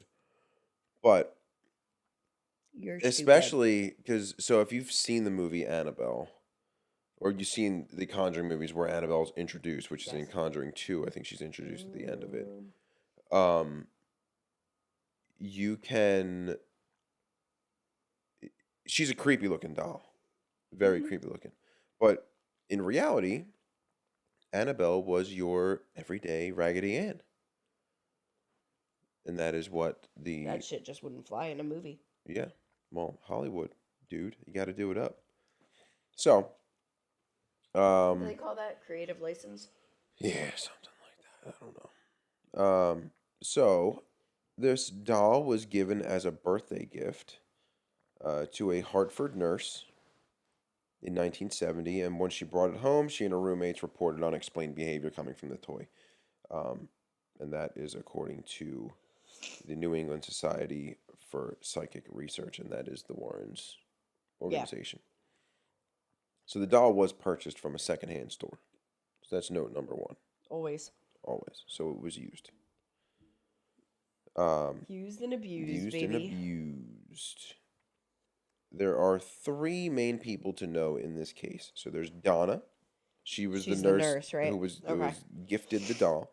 There's Angie, who is her roommate, and there is Lou, who is Angie's fiance. Okay. So the first thing they noticed with the doll was movement of the doll. Do we know where this took place? Hartford. Yeah. Okay. Yeah. I was going to say Lou and Angie sound like they're from Long Island. Yeah. But not relevant Lou. at all. It's low. Yeah. All right. So, movement of the doll. At first, it was small movements, like from the chair to the floor, easily explained as falling. Gravity. Gravity is a thing. Then the movements became more frequent and deliberate. So the doll would be placed on a bed and then would wind up on the couch in a different room. It would She wasn't comfy. It would return to Donna's room with the door shut. So Donna's So like the doll would be outside of Donna's room. Yeah. They would shut the door and then no, the somehow... door would be closed. The doll would be outside, like in the family room or whatever. Right, and Donna's door would be closed, shut, and then she would make it back in there into somehow. the room somehow. Oh shit! They found it with its legs and arms crossed. Found it standing on its she's feet pissed.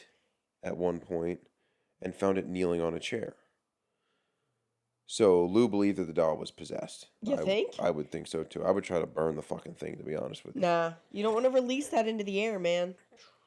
Nope, keep it contained. Lou believed the doll was possessed or evil and that something needed to be done. So I'm with Lou. then they started getting notes. Like handwritten notes? Mm-hmm. The girls started to find notes around their apartment written on parchment paper in childlike handwriting. Parchment paper. Yeah, and they thought that was very weird because neither of them had ever used parchment paper for anything. They didn't have parchment paper like readily available in the apartment to color or draw or anything like that. And they were getting these notes on parchment paper. Is my understanding of parchment paper different? Like, I wouldn't write on parchment paper, use it for baking. I don't know. Parchment paper is like the non-stick stuff you can put in the oven. I don't bake. It's. Oh, yeah, I get you. Okay. Yeah, I don't know. That's what was written on. I didn't even know. I thought that's like too waxy. I didn't even think I you. don't know. She wrote on it. Somehow. The doll did it. And Maybe. the notes said many things, but most commonly it either said help Lou or help us. Weird. Yeah, very. Why Lou I don't know. specifically? Don't know. Then I'm gonna need you to stop following along on the outline. You're cheating. I'm not cheating. She's cheating. She's cheating. You need to close it. No. I don't feel like having anybody say that I'm cheating. So, go ahead. So then, after the notes, the Warrens claim that Donna came home from work and found what looked like blood on the back of the doll's hand and 3 drips of blood on its chest. Didn't know where the blood came from. So then, there was physical harm involved as well. Lou, who was Angie's fiance, got attacked. Lou claims, I don't know what kind of medical grade whatever Lou was on, but claims that he awoke suddenly from a deep sleep and realized that he was unable to move. He saw the Annabelle doll at his feet and watched it slowly glide up his leg and over his chest, and it started to strangle him until he blacked out. He woke up the next morning and was certain it was not a dream. Where'd the blood come from? That was different. That was a different thing. But that's the question. Where'd the blood come from? Do we still not know? No. How is anybody okay with that answer? Exactly. I agree with you. Nope. I'd be digging in everything. I don't know. Lou gets attacked again. Poor Lou. I know. Poor fucking guy. Get. He must really break love off Angie. this engagement, dude. Right? She ain't worth it. He must really like her. Unless she's like really trying to get rid of Lou and she's just... Right. Maybe it's the roommate. Maybe she's just like, nah, man. I don't want to be with this guy. And this is her way of doing it, trying to scare him away. But I mean, there are easier ways to get the point across, I feel I like. don't know. This is pretty intense. So he gets attacked It's a again. lot of work to break up with somebody. Yeah. So this one's actually kind of crazy. Again, no photos or anything. Couldn't find any written whatever of it. But Lou and Angie were looking at maps to plan out a trip that Lou was taking in the next couple days. They heard noises coming from Donna's room. Donna wasn't there. He approached the closed door and waited for the noises to stop, and then he continued to walk into the room. Turned on the light, and he saw the Annabelle doll laying on the floor in the corner of the room. He walked over to the doll to pick it up, and then he felt something was watching him, something was behind him. He turned around, but nothing was there. And then he felt an impact on his chest and was like doubled over, grabbing his chest. And he was now bleeding across his chest. And then after the initial impact like that, Angie came in, took a look, and he had 7 claw-like scratches on his chest that were hot like burns. But they were gone within 2 days. And a lot of times demonic encounters include scratches or claw marks. Yeah, things I've like heard that too. But I didn't hear that they disappear in 2 days. So that's what I was just going gonna to say. I always thought they like kind longer. of festered almost. Yeah. And I thought that they were like an entrance point. Like it Right. would get like infected and like nasty. So yeah. 7 scratches, huh? Mm-hmm. And He was 27 years old when it happened to. No, he wasn't. No, he wasn't. You're an idiot. I was going to say, this might be the first episode you didn't mention the age 27. I but got to here bring it we up are. every episode now. Oh, God. So, the Annabelle doll, Ed said that Annabelle was responsible for the death of a man who came into their museum, the occult museum, is that what it's called? Yeah. And that's where Ed and Lorraine have many artifacts and the Annabelle doll, things like that, from a lot of the cases that they worked on. It's just like a lot of like trinkets and shit. It's though. in their house. It is? Yeah. It's like a Oh, locked hell room. no. It's like a locked garage in their house. Oh my god. Yeah. And I want to know who's running, like who's in charge of keeping that safe now. Because like if there's Her, stuff in their there, daughter and son-in-law. I don't know them. Like I What? know Ed and Lorraine. What does that have to do with anything? It has to do with they're passing this along to some people that I don't know. It's their daughter. I don't trust her. I don't trust them. I told you, Ed gives me the ick. I'll get into that later. Yeah. Ugh. So he said he was responsible for the death of a man. So the young man came into the museum and challenged the doll to do its worst. So he went right up to the doll, started like mocking it, and basically said like, "Fucking come after me." Don't you know you don't fucking go in like, oh, it could always be worse. Yeah. So this guy went into the museum with his What else could girlfriend happen? for a tour, tried to be a hard ass. As Ed was giving the tour, the man started to mock the doll and tap on the glass that in the case that the doll is, and he challenged the doll to put scratches on him like it had supposedly done to Lou. Ed kicked the man and his girlfriend out of the museum. About 3 hours later, the man died when he lost control of his motorcycle and hit a tree. The girlfriend survived but remained hospitalized for over a year. And Ed says that Annabelle is the one that killed the guy. So Annabelle being locked up does absolutely nothing then, is what they're saying? Like, Maybe it contains something unless you look it in the eyes and challenge it. I don't know. you know, I kind of don't hate the idea of her taking some Dude was, douchebag down a peg. Dude was a dick. Yeah. She probably saved that girl a lifetime of fucking heartache, too. Yeah. So the Warrens claim that Donna contacted a medium after noticing the blood. So this was going back to the blood situation. Why? What are you fucking waiting for? Why does it take that for you to fucking get somebody involved? The medium held a seance and found that the spirit of Annabelle was a 7-year-old girl who played in the fields that existed where Donna and Angie's apartment complex was. 7? Yo, girlfriend was born pure evil. Apparently, Annabelle's body was found lifeless in the fields. So there was no story behind it, but that this 7-year-old girl, her body was found in the fields. So 7 just wait. years old? Just wait. 7 to do the 7 scratches across his chest? Maybe. Donna and Angie permitted the spirit that they thought was Annabelle to stay with them and possess the doll. Because they thought, oh, cute little 7-year-old girl, poor, sad story. Now, you have something to say? I have a lot of things to say. You're just in disbelief of the stupidity. No. This is like the first case of like a 60-year-old guy online trying to pick up some young girl and saying he's like 20.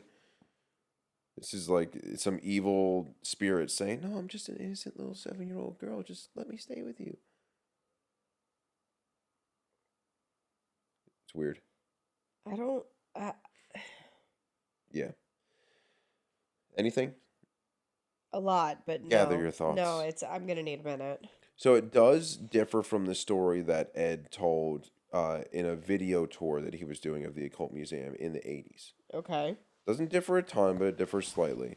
So in the video, Ed states old that... and senile. Yeah. In the video, Ed states that the medium told Donna and Angie that Annabelle was killed in a car accident outside the apartment at the age of 6, not just found in a field at 7. at the age of 7. It's a big difference. He also goes on to say that the doll was given as a Christmas present, not a birthday present, whatever. Yeah. That's whatever. Potato. Yeah. After the attack on Lou, the second attack. I was going to say which one. Yeah.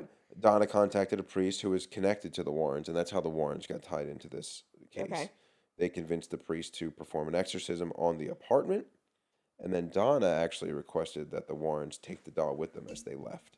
And the doll, to this day, actually, to yesterday, was in the Occult Museum. But on the 29th, which is when we started recording this, it was moved to Paracon, a paranormal convention, so that you could go and see it. And that was where was that? I forget where that was. Can you look that up real quick? Sure. I feel like it was in New York. Connecticut. Yeah, New York, I feel like. No, Connecticut. I was going to say, it's got to be. It was 4 hours from here, because I was saying how cool it would be if we went, but it was 4 hours. And then, It's in the Mohegan Sun in yes, Connecticut. there you go, Mohegan Sun. Uncasville, Connecticut. There you go. I got thrown off because I know there's a Mohegan Sun here. Yeah, I And saw was that like, too, and I "That was like, wait, can't be right." that's why I looked up where it was when Yeah. I saw Mohegan Okay. Sun. I was like, wait, That's is it what that took close? me so long. I was like, wait a second. Yeah. No. So what are your thoughts on that one? On Annabelle? Donna's a fucking idiot. Donna is an idiot. I don't trust the roommate. Angie? Yeah, she's a little too, like, creepy behind the scenes. I don't know. Angie? Yeah, Why? I don't know. Does nothing happen to her? Well, I don't know. Everything happens to everyone around her. The doll comes to Donna, who happens to be her roommate. The doll attacks Lou, who's her fiance. Like, maybe Angie found out that Lou was porking Donna on the side, and she got pissed and wanted to get back at both of them. Not if she's a nursing student or a nurse. She probably works. No, pretty Donna well. was. Yeah. Not Angie. I Donna know. was the nurse. I know, but she don't have time for that. It's your roommate's boyfriend and he's there anyway. The fucking opportunity presents itself. I guess. I ain't saying I agree with it. I'm just saying bitches are crazy. Yeah. Also, Help not to be a Lou. dick, but like, okay, so you're a nurse. Was she a nurse or a nursing student? I think a nursing student, but no, Hartford nurse. So she was a nurse. I don't know how old she was, what her relationship with her mom was, but What does her mom have to do with anything? because her mom's the Is one that who gave her the gave her ball? the thing. The doll? Yeah, Really? yeah. But why? I don't remember seeing who the doll came from. I just remember it was being a gift. given as a gift from her mom. And I don't understand. Like, I don't know. I feel like that's a really weird gift for someone who's old enough to be a nurse. Why would you get them a doll? It's just weird.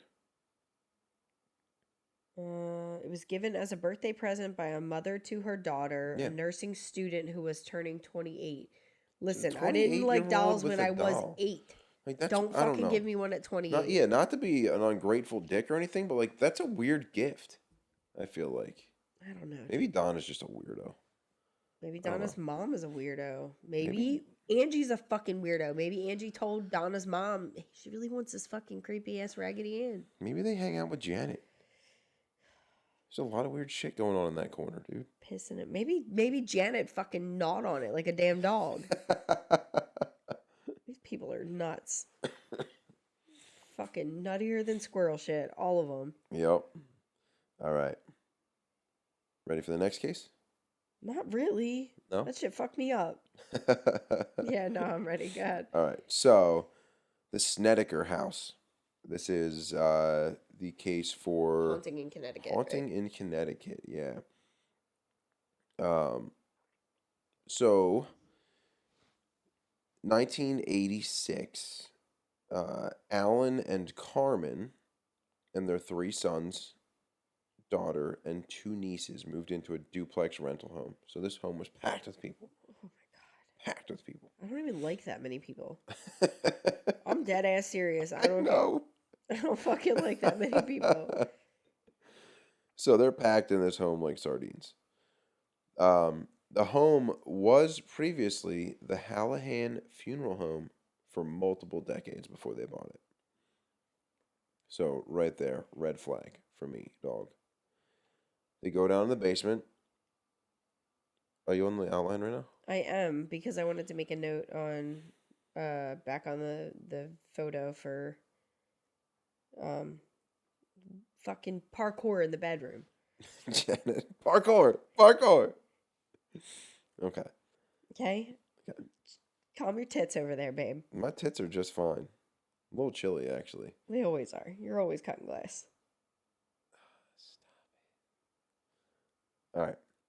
God, this is where I am. Okay? Look, I'm not even anywhere near what the hell you're talking about. I'm back on Janet's fucking hamstring tendon, okay? All right, so they go in the basement of this No, do not fucking go in the former basement. funeral home. Oh, no. God, And no. in the basement, they find... You okay? No. They find a hoisting apparatus for coffins, a medical gurney, blood drains built into the floor, Ugh. toe tags, and personal items of the deceased still in the basement. Nope. No. I don't know why. I mean, I don't know why the previous the previous owners left all that shit, but they did. Oh. Creepy, right? Shortly after they moved in, they started reporting all kinds of events. There were apparitions and visions, abrupt, violent personality changes in their oldest son, Philip. Matt attacked his cousin, Tammy. An ambulance took him to a mental hospital where he remained for 45 days. So Philip was their son, and he was undergoing treatment for Hodgkin's disease at UConn Hospital, which is why the family moved to the property in the first place. So if you're wondering why they moved to such a creepy spot, they needed to be close to the hospital for their son's treatment. They understood this was not going to be the best situation. Is Hodgkin's disease the same as Hodgkin's lymphoma? I believe so, yeah. Okay. Is that a cancer? Lymphoma, yes. Yeah. So that's... Okay. Yeah. I never heard it referred to as Hodgkin's that's disease. I've always heard it as Hodgkin's lymphoma. Yeah. But, okay. So both of the parents said that they were raped and sodomized by demons. So I'd be fucking out pretty quickly. Exit only. I'd be out very quickly. Don't stick anything in my butt.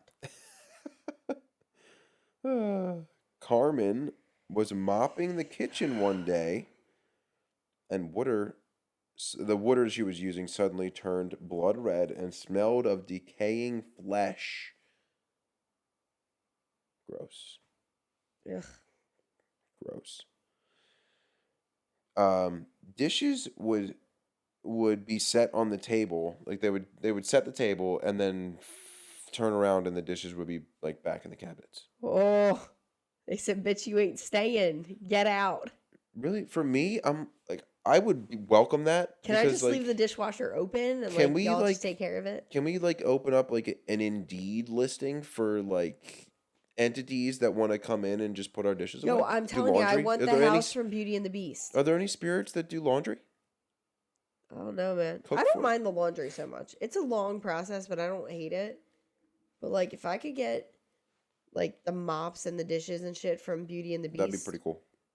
I'd be on board with that. Yeah. I don't need to talk to animals or any of that. You can keep taking applications now. Cinderella can keep the birds. I don't want none of that. Snow White can feed her fucking deer in the forest. I don't want none of that. No entities that are gonna bark. I'll have the shit that'll don't piss on my floor, Janet.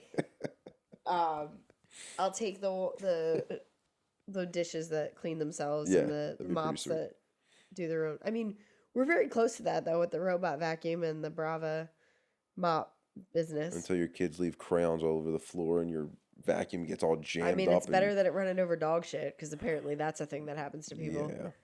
We haven't been that fortunate. All right. So the dishes returned to the cabinets. I don't hate it. I'm okay with that part. I'll eat out of the pot. I don't care. Yeah.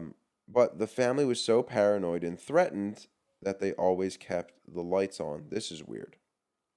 The lights aren't going to save you. I know, but it gives you a sense of security of maybe seeing what's going on. Nah. Take me out when I'm not looking. No, I would want to see it. So nah. Because you can't. What the fuck? You're not going to win. Alan. What are you going to fight it with? The typical dad, was getting pissed off at everybody leaving the lights on because the electric bill was fucking outrageous. She's spitting out her drink right now. I was not expecting that. Was like, listen, motherfuckers. That burns a bit on the I'm way locking out up the nose. thermostat. Don't touch it. And he unscrewed the light bulbs. Oh my God. Because they kept the lights on. That is the ultimate petty dad move. I love it. And the family claims that even with the bulbs out, the lights were flickering. How? There are no lights to flicker. Spirits. I don't know. So the Warrens were brought in and proclaimed that the house was infested with demons. So they say. They claim that the former. This is a quite an allegation here. They claim that the former funeral home workers were guilty of necrophilia, which led to the evil presence. I mean, kind of crazy accusation, though. If I was the Hallahans, I'd be did pretty you say fucking they had pissed. like a harness hanging from the ceiling? That seems like some maybe. To lift the bodies. Yeah. Can't let the bodies hit the floor. To lift the bodies. Did they have like a swing installed too? Like, listen, they were doing some shady shit. Stop it. I don't care. I don't fucking trust them. Nope. Oh my God. Also, All like, right. did you not check the basement when you first bought the house? Like, if think I they saw just, like, all went- that shit, I'm not moving in there. Yeah, I don't know. Because, like, it's not like you can just buy a house off of Zillow those days. Remember the house we looked at? The whole fucking basement was flooded. Oh my God, We yeah. opened up the kitchen door. I and opened we up were the like, kitchen door and I was is that fucking water? to look downstairs and everything just kind of looked cloudy It looked down like there.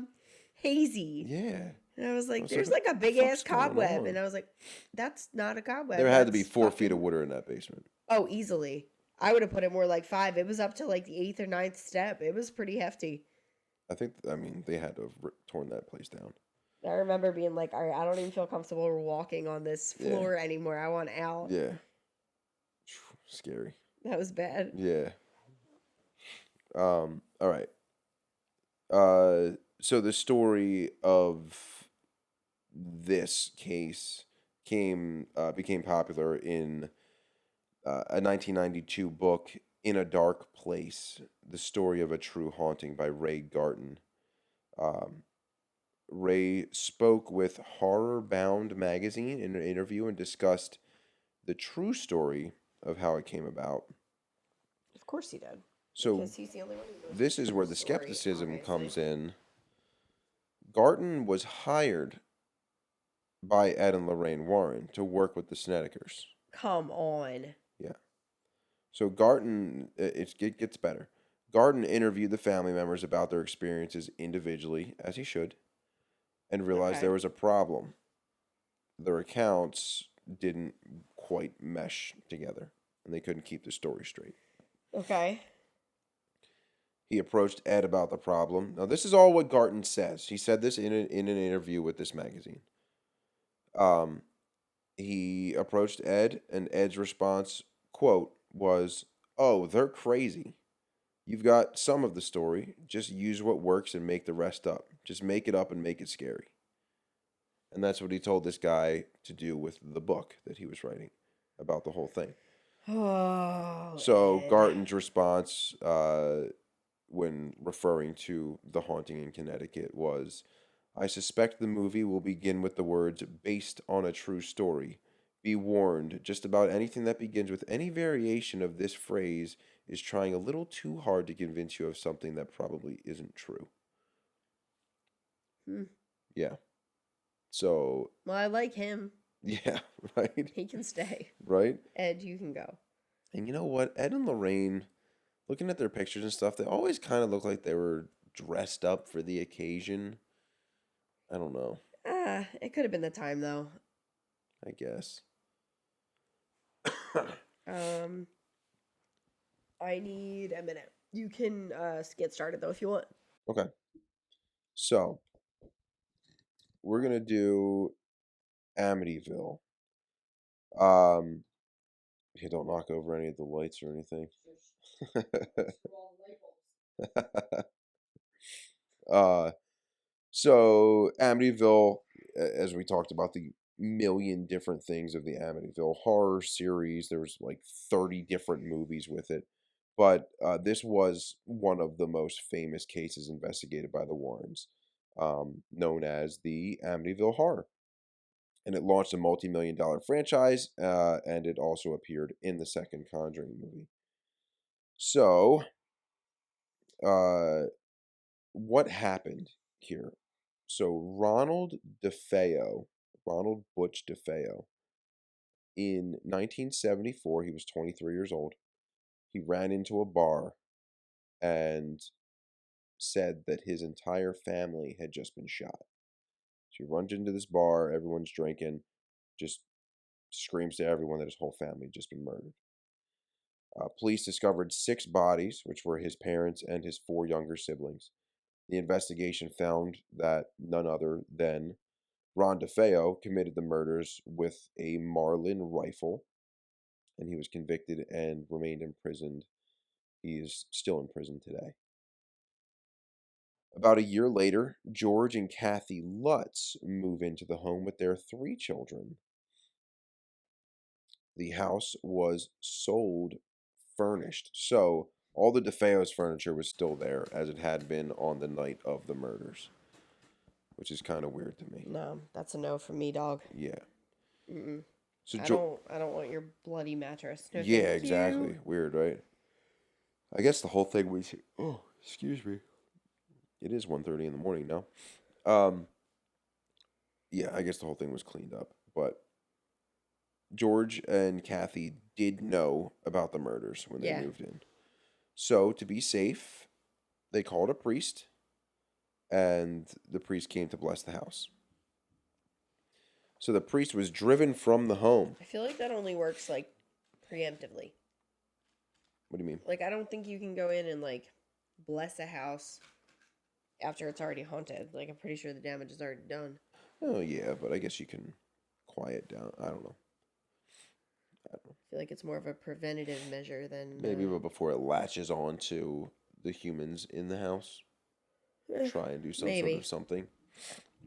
I think you'd have to bless the people though, not bless the house though, right? Well, both probably. I don't know. I'm no priest. Fuck, do I know? Nope. All right, go ahead.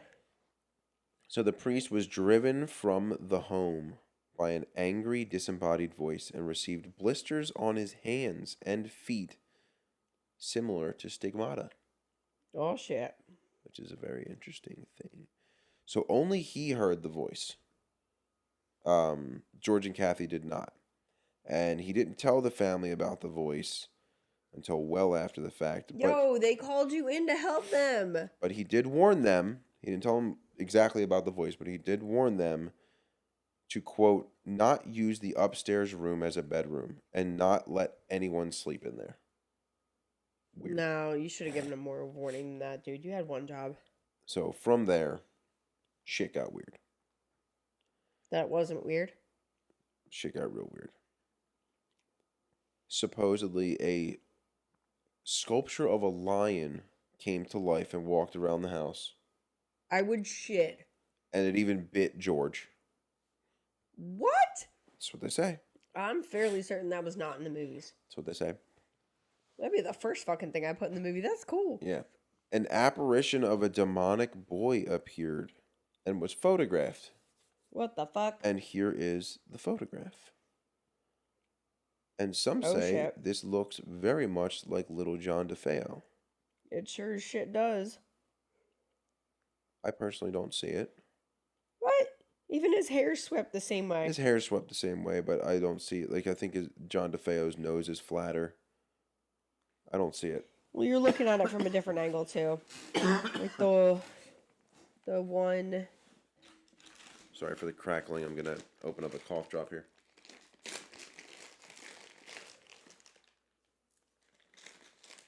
I hunt for the lemon ones. I don't know what you guys like. What do you like? You prefer lemon or cherry?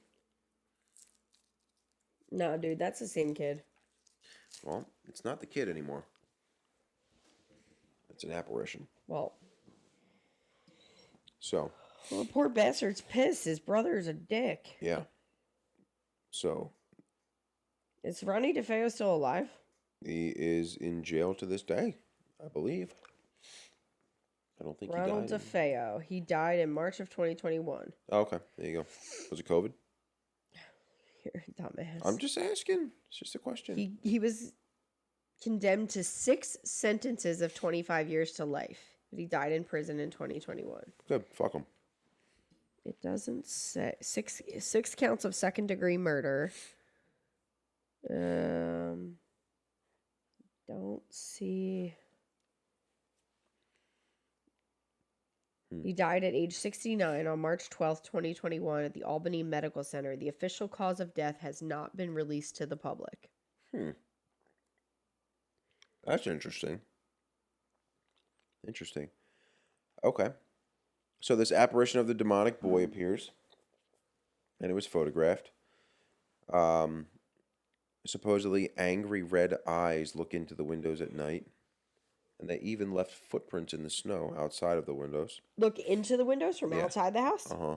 Interesting. Yeah. Not how I expected that to go. Yeah, Okay.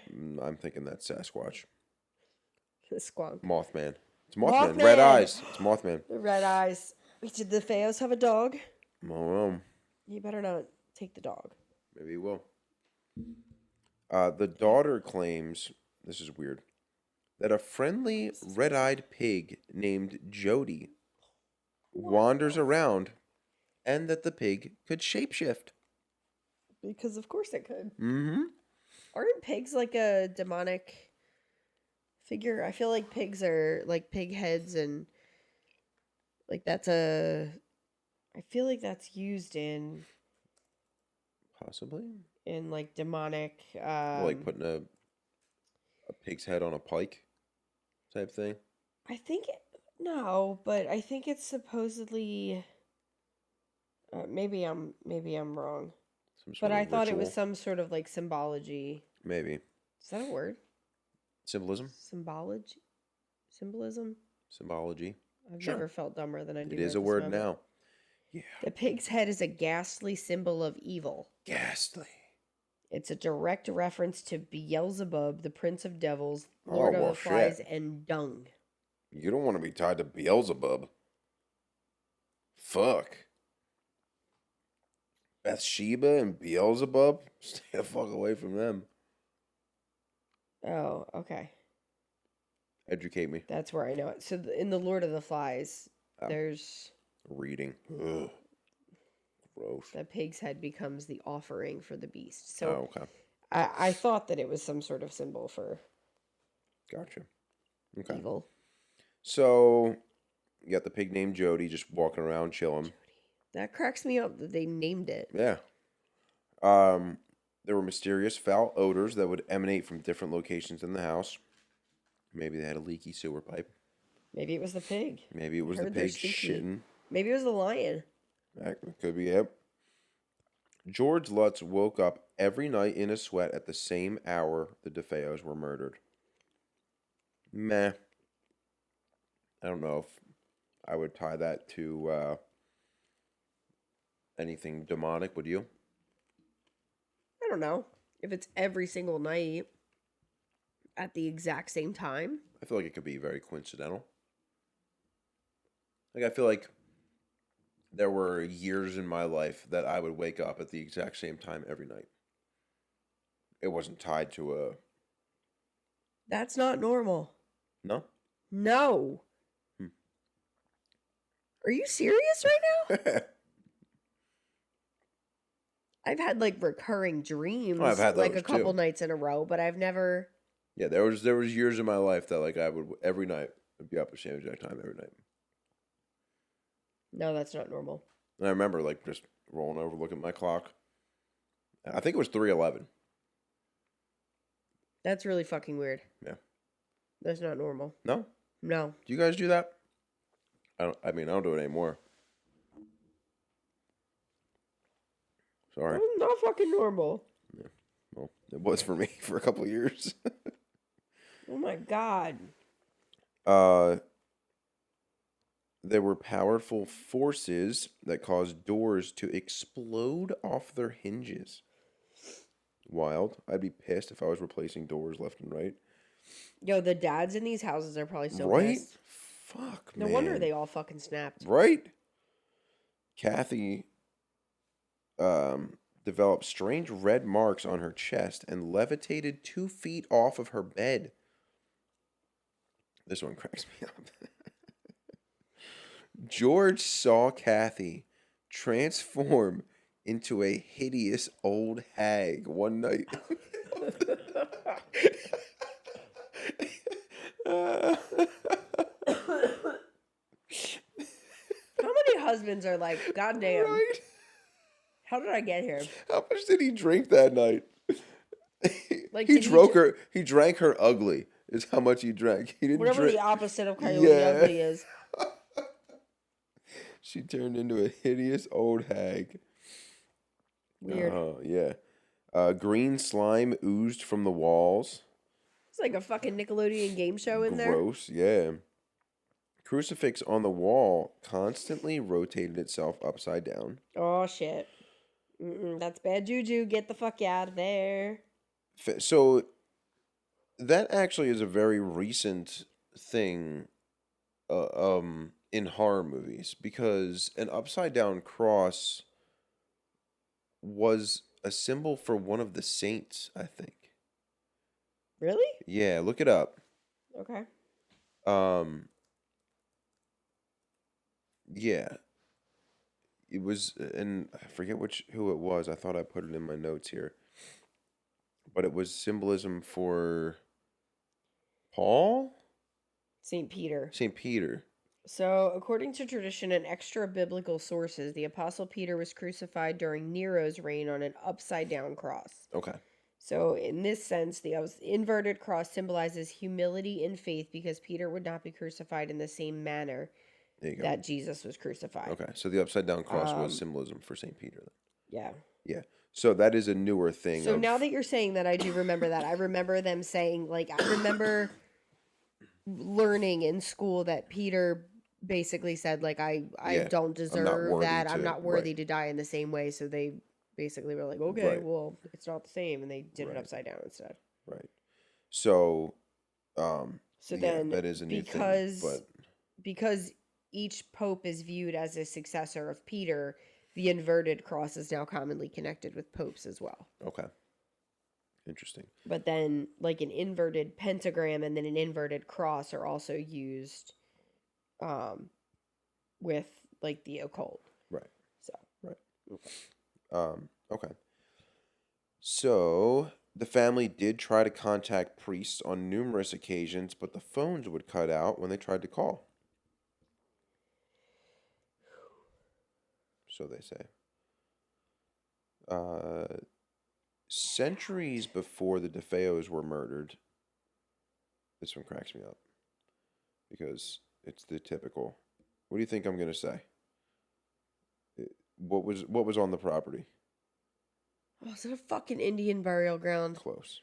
Jesus Christ! Apparently, the whole country's an Indian burial ground, people. Yeah. Apparently, centuries before, the local Shinnecock Indians used the property as like an insane asylum for their sick and dying.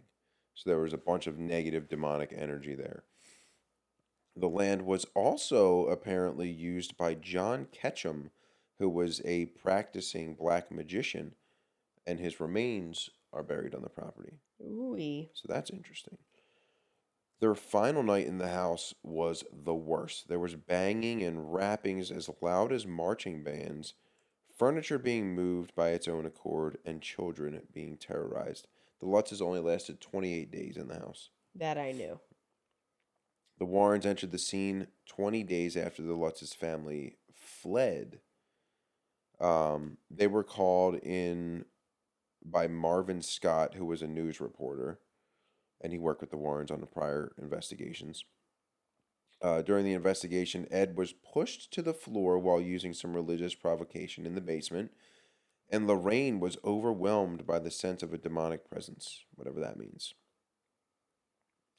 Since the end of the investigation, this is the one I was talking about earlier, Since the end of the investigation, the home that was purchased in 1975 for $80,000 sold in 2010 for $950,000.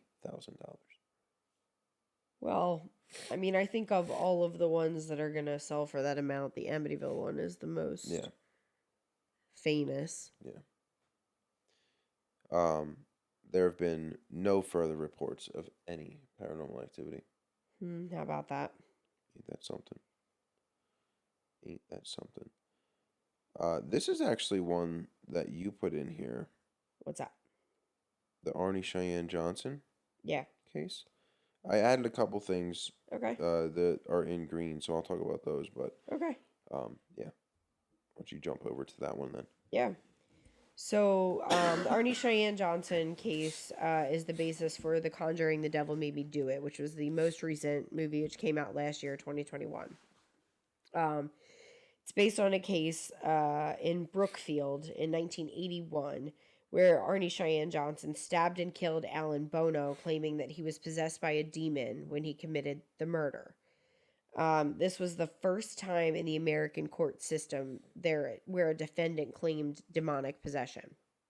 And then you have a note about how they related to each other. So Alan Bono was the landlord for Johnson, and the murder happened a day after, after a day of drinking and partying and being crazy. So.